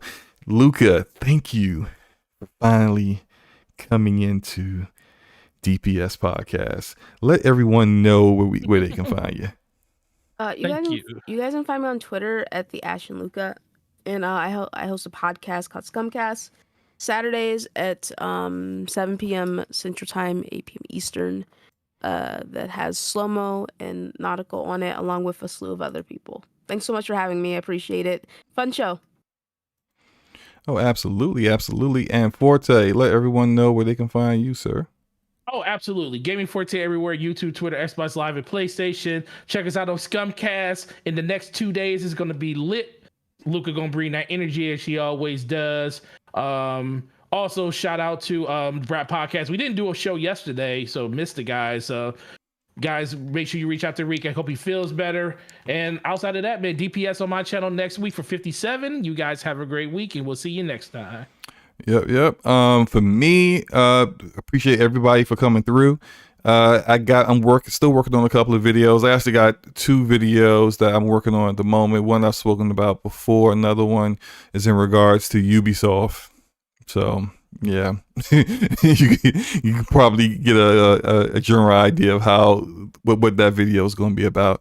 But come do sub to, or at least follow the Twitch channel. I've been streaming not on a daily basis, but on semi-daily weekday basis, and then maybe occasionally on weekends if I have the time. So come on through, hang out with your homie. I play a lot of different games. It's never just the same game twice, and new stuff comes out. I try it out. I actually intend on, hopefully tomorrow, playing the Dark Pictures House of Ashes, which is the 3rd installment of the Supermassive games, that's like that Telltale format, the Dark Pictures anthology.